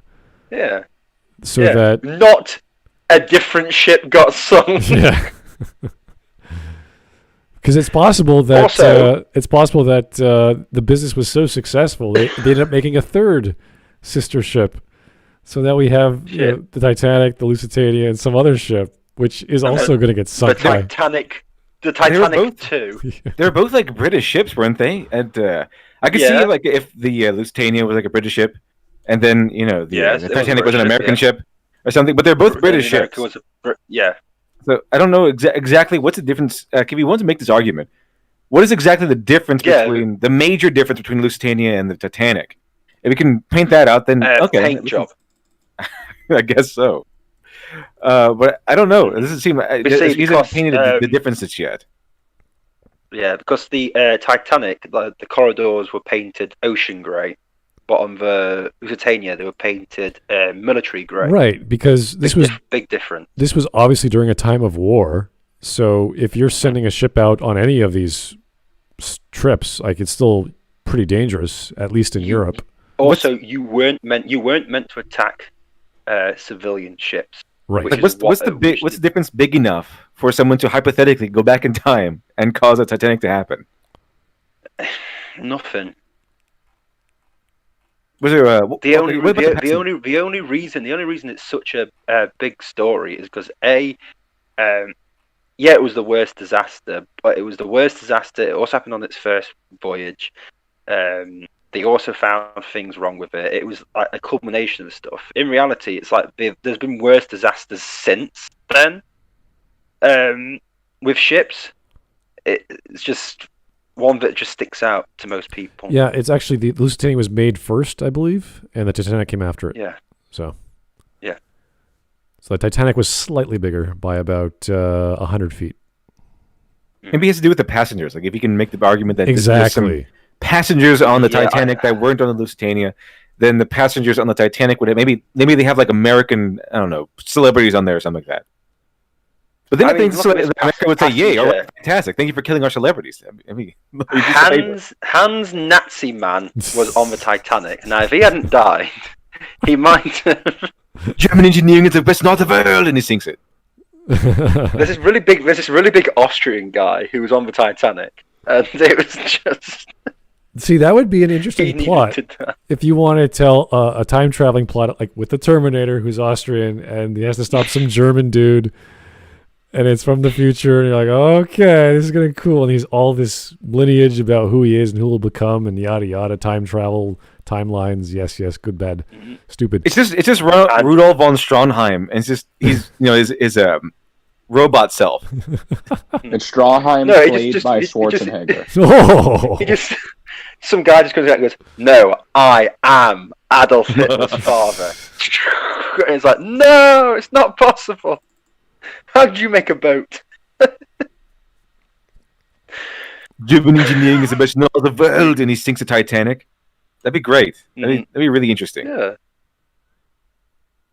As long as he has lots of fucking film theory. A lot. He really could go anywhere with this, because if we've established that Jack is a time traveler, then that means we're establishing that this Titanic universe doesn't have to end up the way our universe ends up.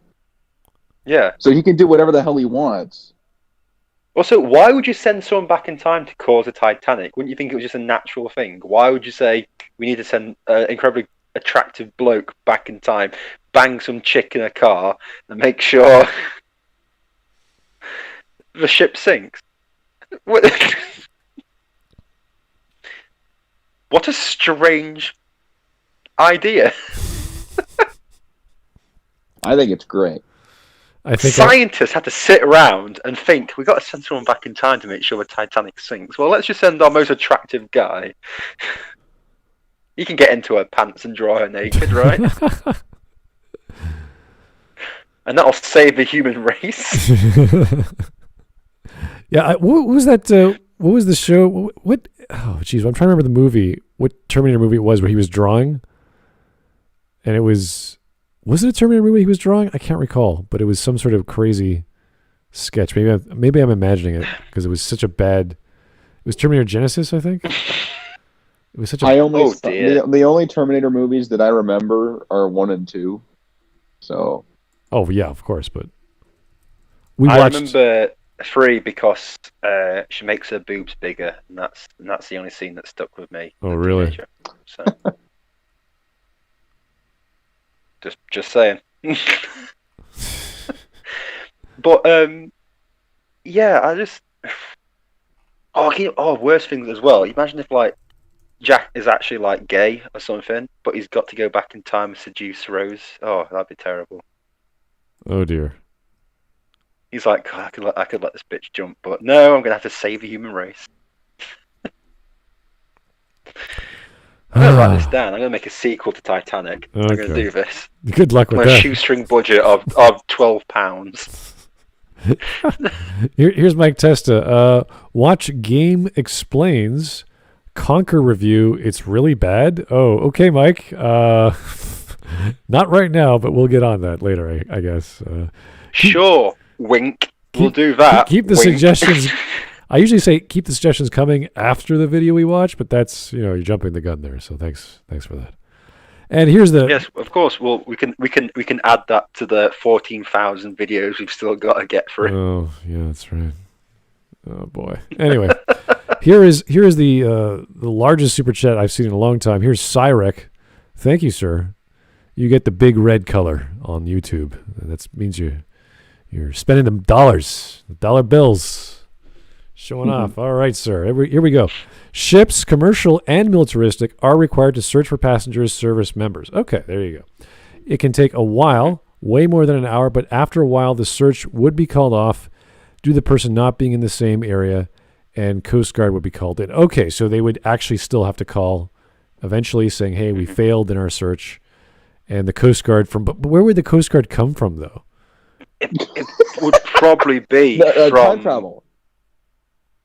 This is the middle of the probably ocean. have to be from Britain. Really? Most likely. I think that the Coast Guard would time travel. Personally. To be honest with you, they'd probably just chalk it off as lost at sea.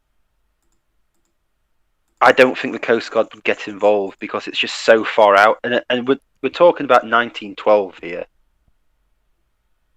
It's just they wouldn't have any of the technology we had now with stuff. Yeah, I don't know. We can look it up. I can try to look it up. You're talking about shipping lines, trade routes. You're in international waters at that point, so anyone can come, I guess. But it'd be like, hey, we lost someone. Can you? Yeah, it would. I think it would be chalked down to lost at sea. Yeah, and that's what they'd actually. I think they would actually put it down as like a cause of death or something, or something, just lost at sea.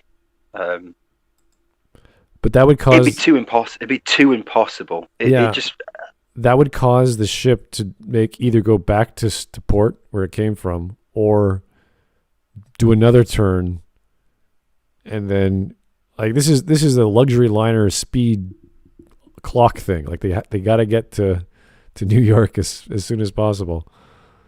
So this would screw things up a lot for a lot of people.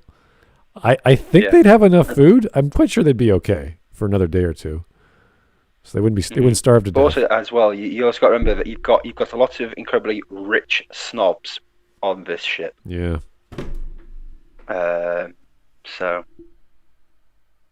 It is like technically... I say, the decision would have been made not by the captain or the crew, but by the White Star Line owners who were on the ship. People seem to forget that the chain of command was rich businessmen, then the captain of the ship. So the rich businessmen were telling the captain what to do. So it may have been, what was it, nautical things, to search for people. But if the businessman was like, no, it's going to add so-and-so hours onto our trip and we could be late, right, that could affect the stocks and everything. It's like, no, forget it. Just say she's lost at sea. Move on. Keep going. It's only a young girl. Don't worry about it. It's only a girl. Don't worry about it. People get lost all the time. Yeah, what they would have had to do, what they would have done, because I'm looking it up right now. What they would have done in that scenario in that time was they would have had to send a telegraph to the Coast Guard, letting them know someone was lost at sea. And then they would probably search for a little while, and then they would have to move on. That's kind of it. To get to... But also, it's like, who do you send it to? You are literally in the middle of the Atlantic Ocean. Either way, Coast Guards on both... Also, when was the Coast Guard even created in America? Oh dear, America? Coast Guard was invented in I think it was early 1900, 1900 something. Right, because the British Coast Guard at that point in time had rowing boats. Right? Small rowing boats that you see at a fishing lake. There's no way that they're going to go out to the middle of the Atlantic Ocean in a very incredibly tiny rowing boat. I'm talking about Britain, even because it's obviously either Britain or America. Okay. Look. So it isn't about when the Coast Guard was created. It was about when they were able to be contacted by ships. So by this point, they had by this point they had Morse code. Mhm. That's how they would have had to do it. They were Yeah, created on 1790. August 4th, 1790, the Coast Guard was created in the United States. So Coast Guard was old, Right. but Yeah, it's okay, not that's- about whether the Coast Guard was created. It's about whether they were able to be contacted properly. Well, yeah, and also whether they could actually get out there. Like I'm saying, the British Coast Guard didn't have large ships for middle of the ocean. They had rowing boats for shoreline stuff. Mm-hmm. And then, because Yeah, I don't otherwise you'd know. have to get another ship to start looking. Yeah, And other ships are also on a thing like the ship that saved the not saved the Titanic, but saved the survivors of Titanic, had to divert from its actual course, but could only do so because they just happened to be close enough to divert. But it wouldn't kill. It took too much time. yeah. So the question is, like, would they, if you were to send that out, like calling all ships, we lost a passenger. You send out the Morse code, whatever. Now you got to have a ship that gives a shit. Yeah, which is one of the reasons what happened when it was sinking. Other ships didn't give a shit about it sinking. They didn't think it was actually sinking.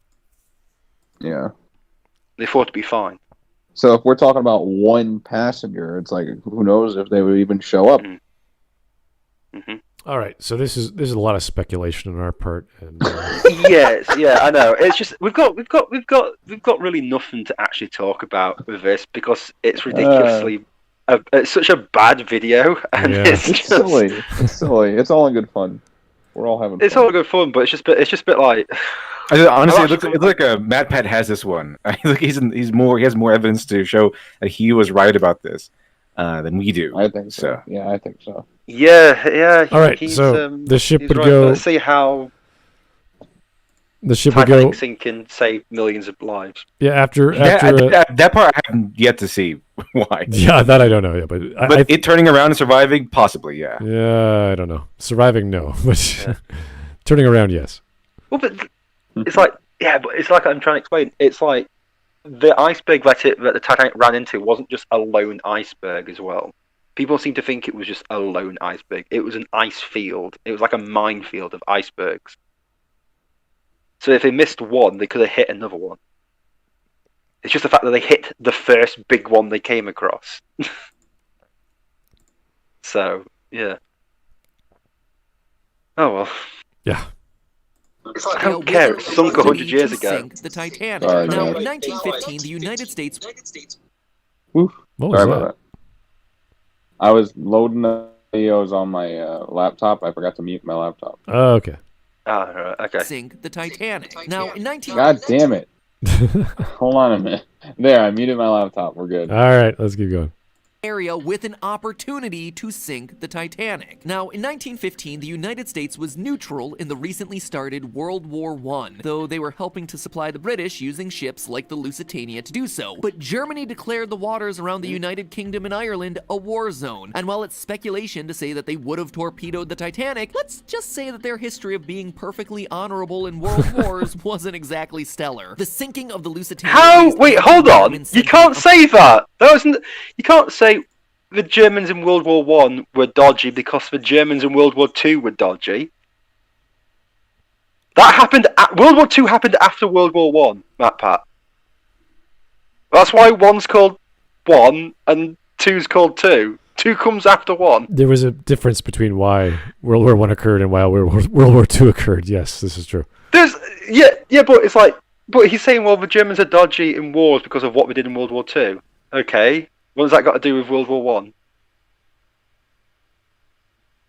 Two completely different. There were two completely different Germanys as well. It was. Why does this guy actually know nothing about any history when he actually talks about it? Like, I'm really surprised he even realised that America was neutral in 1915. To be honest with you, This is Germany now. but that's Poland in World War Two. What's that got to do with World War One? Poland didn't exist until after World War One. Poland was on IGN created. now. Is it true that Titanic wouldn't have sunk if it had hit the iceberg dead on, as opposed to partially dodging it? Yeah, I heard about that too. Supposedly, because they partially dodged it, it ended up tearing the whole deck open. Oh, Yeah, let's see what he says again. tore it tore more decks open than it. Titanic was taking between See what he says. Southampton and New York. So we know that the German Navy would have been in the area with an opportunity to sink the Titanic. Now, in 1915, the United States was neutral in the recently started World War I, though they were Yes. helping to supply the British using ships like the Lusitania to do so. But Germany declared the waters around the United Kingdom and Ireland a war zone, and while it's speculation to say that they would have torpedoed the Titanic, let's just say that their history of being perfectly honorable in world wars wasn't exactly stellar. The sinking of the Lusitania. Yeah, but they were relatively honorable in World War One, I believe. Yeah, this is what I mean. He's literally saying in World War II they were dicks. I'm like, yeah, but what's that got to do with World War One? The big backstabbing stuff happened because of Hitler. That was Hitler said he won't invade Poland. Hitler invades Poland. It's like, no, stop it. Stop here, okay? Okay. He goes further. That was Hitler stuff. Yeah, but here's the thing. What I love about the Poland stuff is everyone always seems to forget that Poland was split in half between by the Nazis and the communists. They both invaded at the exact same time and had the Molotov, the Molotov something pact? That there was peace and they'd split Poland in half. Everyone always forgets that. Everyone always forgets that the Soviet Union, the communists, were on the side of the Nazis at the start of World War II. Jack was sent back in time by Hitler. To make sure the Titanic sunk so World War II he could get his hands on Poland. A country, by the way, as well, I'm just saying as well, Poland didn't exist until after 1919 as an actual country. It was created. He's Hitler's best guy. But I think Poland was created to split Jack up is Germany. Hitler's best guy. That's him. No, Jack is Hitler. Oh, He's actually Hitler. Here's Ultimate Fatty. Thank you, sir. Check out the channel Drakinifel for really good content on naval history, technology, and tactics. He did a good video on everything that can kill you even after you escape a sinking ship. Oh, jeez, that's not fun. The ocean is terrifying, okay? Thanks.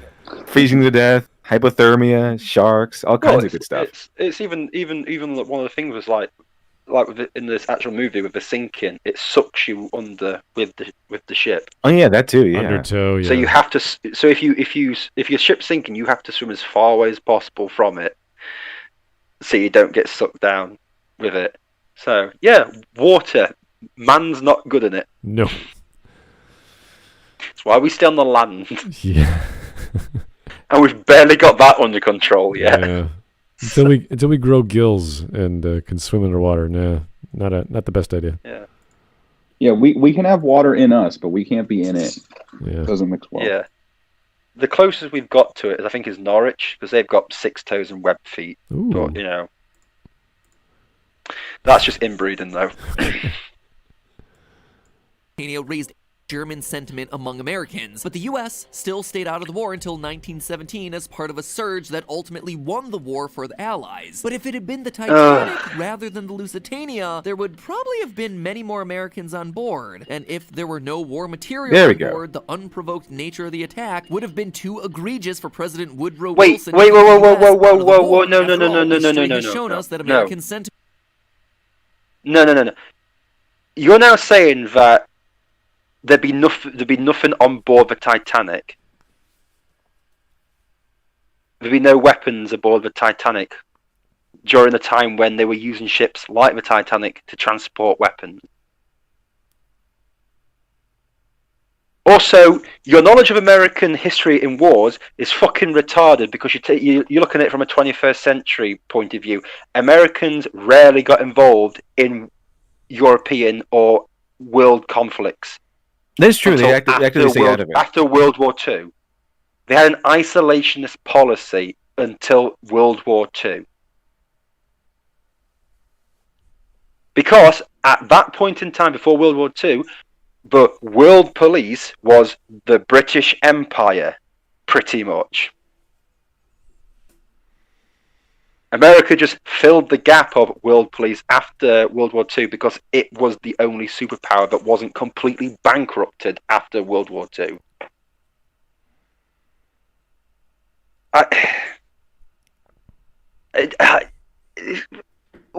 Why? His knowledge of history is rubbish when he actually starts. I know he's joking around half the time and doesn't, take things seriously, but his knowledge of history is really bad. And it gets shockingly worse and worse every time I watch his videos. Yeah. Like he regresses. If he had a each historical argument based off of like the powers that be at the time, to then say if this happened, then those people in charge or whoever would have been on the ship would have influenced what could have happened in Europe. You're like, okay, interesting theory, but you got to tell us about that. Yeah, I also like to inform people that the reason why Germany surrendered in World War One wasn't because of America entering the war. Americans did nothing in World War One. I'm really sorry to say this. That might as well never have come in. You were there for 8 months. You entered the war in 1917. Your first troops on the ground didn't come until nearly April 1918. The war ended November 1918. Right? Germany surrendered because they ran out of food. The population was starving to death, and the politicians said, "We surrender," because Britain had blockaded Germany. That's the reason the Germans surrendered in the First World War, because they were literally starving to death and couldn't feed the troops or even their own population.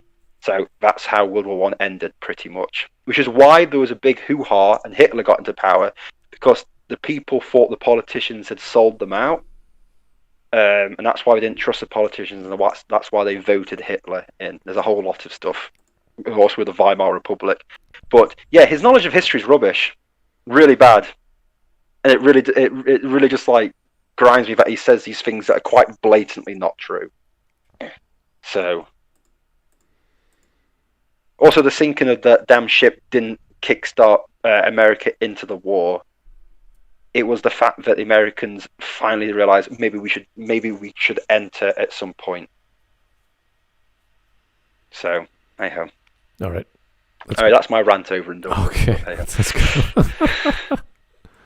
I'm a big history buff. When it perceives an unprovoked attack against the country, like Pearl Harbor, the sinking of the Maine, or entering the war in Iraq. So the Titanic after literally World War II onwards. So what? Big deal. The U.S. was instrumental in the Allied forces winning the war, so no, it weren't. Matter. Well, it's true. The U.S. was mostly successful in World War I. No! Most historians agree that joining World War I in its early stages, say 1914 or 1915, rather than when we actually entered in 1917, would have been disastrous for the United States. The standing army of the U.S. in 1915 was smaller and less experienced than the forces from the major players in World War I, but also smaller and less experienced than the forces of Bulgaria and Greece. The main opponent of the United States in the war, Germany, had an army 20 times the size of the U.S.'s at that point. To position the United States as an international power, many American politicians led a campaign known as the Preparedness Movement in the early days of World War I to increase the size of the military, train them more thoroughly, and invest in updates to equipment and machinery. The gradual onset of this program proved useful for the U.S. in the later days of the war, but if the U.S. had entered the war in its early stages, it's likely the Preparedness Movement would have enacted their plan to draft 600,000 young men annually and send them to the front lines immediately, without adequate time to prepare them, proper equipment to send them to battle with, and only rudimentary scouting of the war front in Western Europe. American casualties likely would have skyrocketed. As they World did War I skyrocket. played out in history, the U.S. lost approximately 116,000 in 8 months stages of the war. If the U.S. had joined earlier, though, with mobilized but untrained troops fighting in the trenches, it's likely that that number of casualties would have been closer to Austria-Hungary's 1.1 million deaths, France's 1.4 million, or Germany's whopping 2 million. Heck, the war may have even been lost. Okay, this is all under the assumption this is ridiculous. That a ship. He has no knowledge. No, he has no knowledge of World War One. By the way, I just hate him for completely getting World War One wrong. This is all under the assumption that one ship being destroyed 5 years prior, or sorry, more than 5 years prior, is going to cause America to enter the World War earlier? But it wasn't going to. Because the How? sinking of the ship wasn't the thing that brought him into the war anyway. Yeah, he's not making a very It was solid one of the argument. things, but it wasn't the main thing that brought him into the war. It wasn't. The reverse argument, if the Titanic didn't get sunk, and if it did, then it'd be like, oh, and the people on it, then you can make the argument, oh, some American was killed. Well, But- under those circumstances, it'd be very flimsy for an American president to launch his entire country against all these European behemoths just on the standing of a few bodies Yeah. from the Titanic. That'd be ridiculous. Yeah, would it be a tragedy? Absolutely be a tragedy, but we're talking about the possible destruction of the entire country here. We're not. This is not modern day America. This is old school America. That it was like the weakest country in the Right. world, or at least militarily. There has to be something else on that Titanic ship, which is so valuable, whether it's a person or luggage or cargo or something. Maybe it's technology about the ship itself. I don't know. That if it was successful in traveling, it would be a huge boon to commerce, and it's a huge resource that if we were to lose that later on, that we thought the Titanic was indestructible and it ends up getting sunk by a U-boat, you're like, oh, now we got to protect our resource. But he's not making that argument. He's just saying... He's making a stupid argument that clearly shows he has no idea about the stuff he's talking about. Yeah, usually when you talk about the topic of time travel, you're talking about stuff that should happen if this occurred, or which already has occurred, which won't happen if you change things. So, and he's not giving me that landmark event.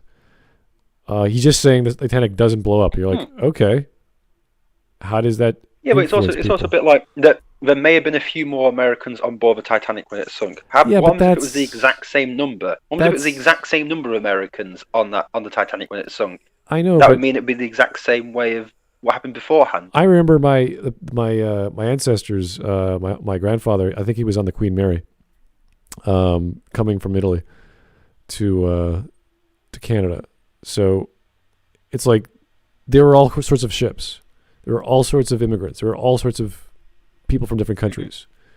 You can't just assume, there's a whole bunch of people, and if they die, therefore Americans are going to retaliate. It's like, why? From a civilian ocean liner, I don't get it. That was in a war zone. Right, at the time for the Lusitania, right. It'd be like, okay. Yeah. If it was an American ship, if it was an American transport, then you could argue, okay, now you're getting somewhere. If it was an American ship in American waters being sunk by the Germans, Right. then you can say, well, this is quite clearly an act of war. Yes, exactly. But a British ship being sunk in British waters by Germans that just so happen to have people of another nation on board Right. wouldn't be a cause for war, especially with a nation of America, which at that point in time had a policy of isolationism because they were too busy expanding the 50 bloody states, to take, trying to like sort themselves out. They had enough trouble in 1915 Right. on their own continent. Whew, okay. Dealing with it. But also, can I just say, 116,000 casualties. He's saying they were prepared. Yeah, that's in less than 8 months. 116,000 men died in less than 8 months. And he's trying to say that, Americans won the... No, man. You won World War II, World War One. You might as well never have turned up. You would have saved 116,000 lives.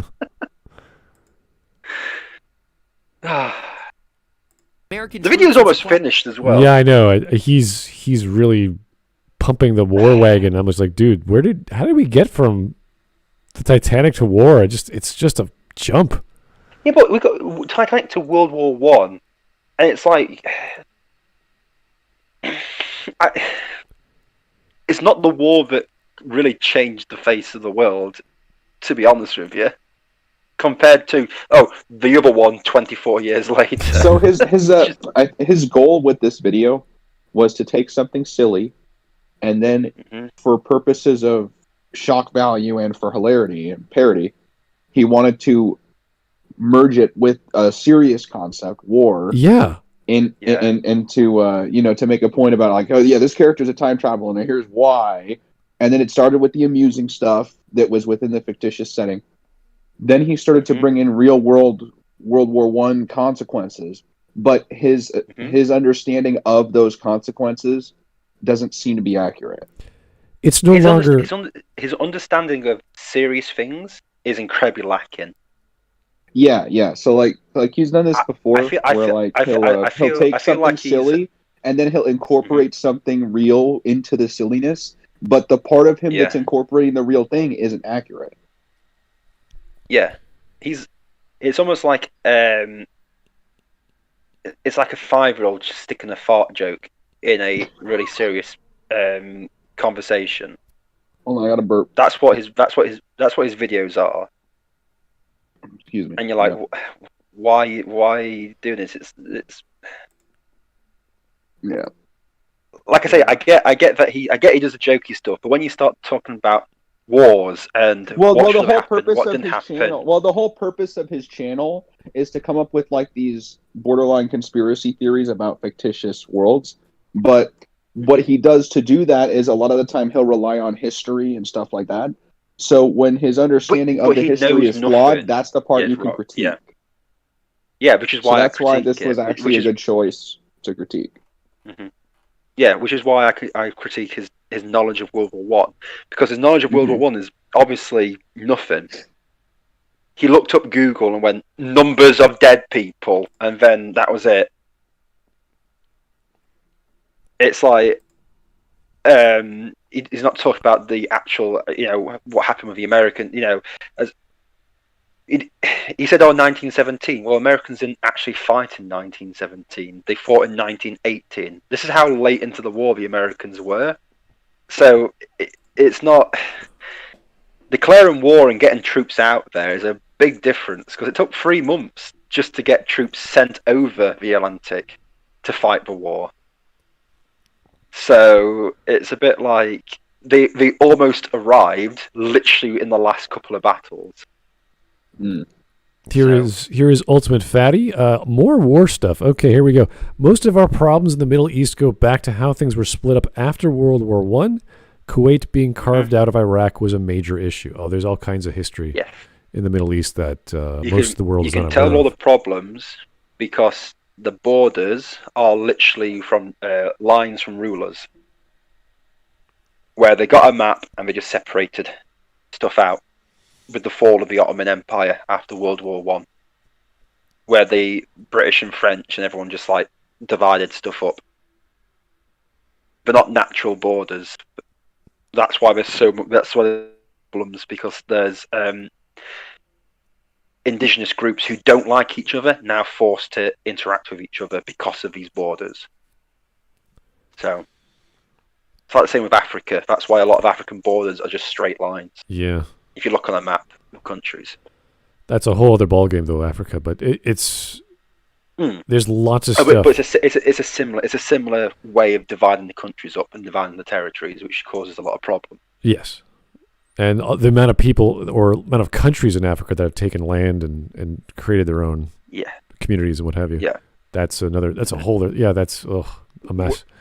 But you've got in obviously in the Middle Eastern areas, you had in some points Muslims with actual like Shia Muslims and Shiite Muslims who would never interact with each other at all, now being forced into the same country and running it together. So you've got 2 groups of people that want each other dead and now having to work together, and it's not going to work. They're just too opposed with stuff. So yeah. Okay. Because Matthews has asked me if I have a history degree. No, I don't have a history degree. I just enjoy reading about history. So, yeah. I'm not Tabernacle. So I actually know what I'm talking about. Can pick up a book and read actual historical accounts of what happens. It's not hard. Go to your library. There's lots of books. And if If you like the topic, My granddad's a historian, so I took a lot of stuff from him. you know, there's lots of people, especially in the States, who love stories about old wars that their grandfathers might have been in, or just things in other parts of the world. Mm-hmm. And there's always a nuance that you didn't miss, or sorry, you didn't get reading one book, but you found in another. So it's really about learning about, like, as you said, the Ottoman Empire. Like, that's a huge, huge empire. It's lasted hundreds and hundreds of years. So with me, it's always about food, but you know, people like learning about how the people were, the cultures, and things they did. Yeah, I always learned. I was a big about the Age of Empire, which pretty much ended with World War One. Yeah, because that's when it all started to stop, and that's what caused a lot of the problems building up, obviously with Germany and everything like that. So yeah. All right, So let's keep on going. We're gonna be out talking about war for a while. Sorry. 1 minute left. It's okay. It's all right. Royo, just ignorance of World War I. The French army was in mutiny. It was only the promise of U.S. soldiers filling their ranks that prevented France from folding. Oh boy. Mm-hmm. So you're saying that but America was called in to supplement France? Yeah, but Britain was still fighting perfectly fine. Oh yeah. Britain was doing most of the fighting with that war anyway because we were the superpower. The Russians had dropped out because of the revolution. Oh, that's right. But at that point in time, Germany was on its knees. This is what people don't. But you see, if he knew all these things about World War One, this could have been a more amusing video, you know? Yeah, if he had known like one thing about World War One, it would have been better. But yeah, by time America got into the war and had troops on the ground, it was April 1918. The war ended November 1918. So what's that? April, May, June, July, August, September, October, November. So what's that? 7 months. Yeah, I think that MatPat needs to find his inner Jordan Peterson. Then he can make really amusing videos where he goes all out about why Jack could have been a time traveler. I think if he focuses on video games, I think we're better off because he does food now, he does movies, and he's just applying bizarre. He probably just goes on Reddit and just finds what someone else wrote and thinks, "Hey, that's a good idea for a topic. Let me do some research." You're like, "Oh." I think he does a better job with video games. Yeah, I've seen his work. I've seen his work with video games, especially older games, and he does a better job, I think. All I know is MatPat knows nothing about any sort of history beyond whatever CNN told him 2 weeks ago. So that's it. That's the level of his history. Okay. With stuff. So not the best source of information. Here's Strawman. Love the title as always. Strawman. I saw the title, and now you'd be covering my king. Who is your king? Who would not? What, LiteratureDevil? Is he your king? What are you talking about? MatPat better not be your king. Yeah. Because we'll fall out. Yeah. Who's your liege? Tell us, sir. Is it the Queen Do of not England? kneel for that man. Yeah. Well, maybe James Cameron is his liege. I don't know. Who cares? Everyone has their own thing. His king is actually the Titanic. That's it. That's just my ship. Oh. All right. 1 minute left. She's a good ship. Guys get burned early rather than giving the Allied forces a late game boost to carry them over the victory line. So let's take that all back to Titanic. Is that it? Was that a shot for some game and you just put it in black and white? Yeah. Couldn't tell. Anyway. World War, was it like Battlefield 1 or something, is it? Probably. Set in World War 1. It's like, that's historically accurate to World War 1. The World War I machine guns and all kinds of World War II weapons. Biggest World War II with the World War I skin. Yeah, the one that had women in it. Yeah. Oh, no. Yeah, women in it. Yeah. Cyborg women. Oh, God, you're roboting, devil. Who else does he know? Yeah, that's a thing. He does that all the time. Oh yeah, I'm fine with it. I just thought I'd just tell them. You know, Americans drink bourbon. LiteratureDevil's half Terminators. Sometimes LitDev malfunction. is a robot. Sometimes we don't know. Sometimes. Titanic. Though Jack's decision to save Rose caused the Titanic to sink and cost 1,500 people their lives, he may have done it to save the United States from a timeline that would have cost them over 1 million lives. How? And with that kind of decimation, who knows how the... By his own numbers, he said the American military was only 150,000 strong. The draft would not have brought in a million. Yeah, they brought in 600,000. Around, yeah, you're talking about tripling to quadrupling, not, six, 7 digits per year. So maybe it would have eventually gotten there. I don't know. There's not enough people in America to get a draft going. Yeah, What a weird argument. It's such a bad argument as well, because the Titanic would have been sunk. The Titanic would have been sunk at the exact same year Lusitania would have been sunk. There might have been the same amount of Americans on it. It would probably have taken the Americans. So what was that? 1915. So the Americans would have to have organised the army if they were going to go straight into it. So they get there. Say if it.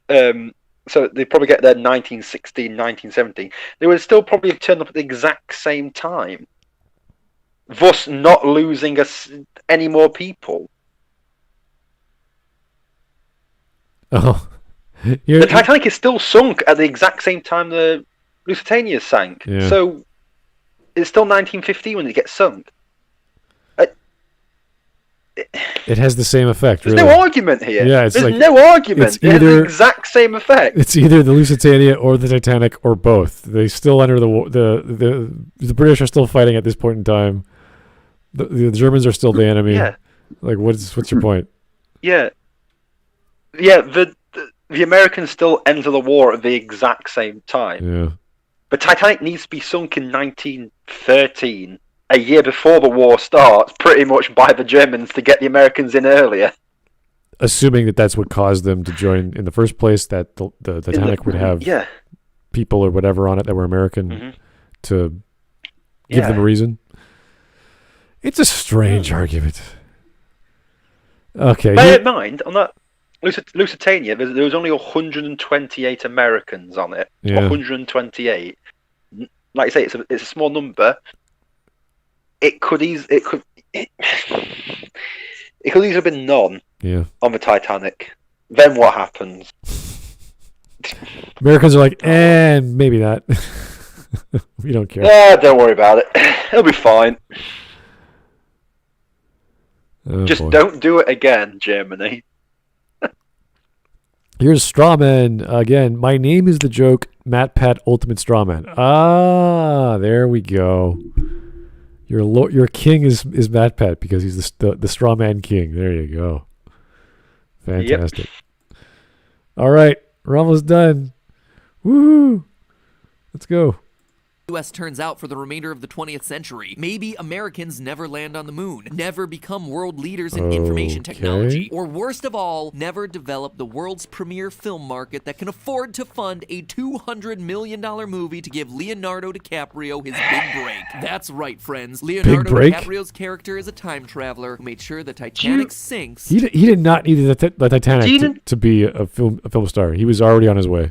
Also, America didn't need the Titanic to sink to become the head of with computers and everything. No, because the British made all the computers and sold them to America. No, he's saying that the character went back in time to make the Titanic sink to secure Leonardo DiCaprio's career to play said character. Okay, that's dumb. Okay, hit play. I swear to God, that's what he's saying. Hit play. Yeah, I know, but I'm just going to talk about the Microsoft thing. The British invented most of the stuff to do with computers and sold it to the Americans because the British government didn't think there was money in it. So... the Titanic sinking doesn't really change anything in history. The Titanic, not sinking does fuck all to world history. Really, at the end of the day.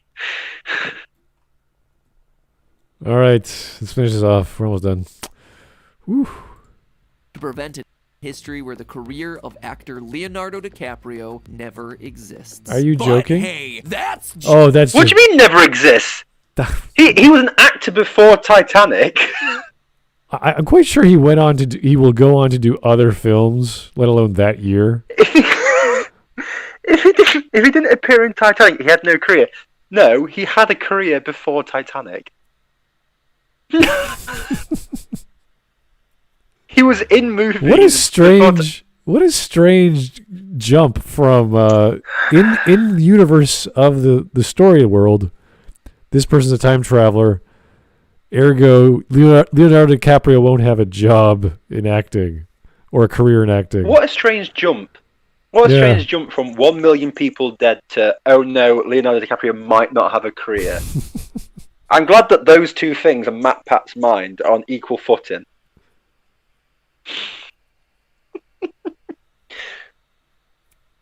Okay, well that was No, that was a cute video. I wish that the World War I stuff was more accurate, but I enjoyed it. It was a funny video. it wasn't that Yeah, bad in terms of It wasn't that bad. craziness.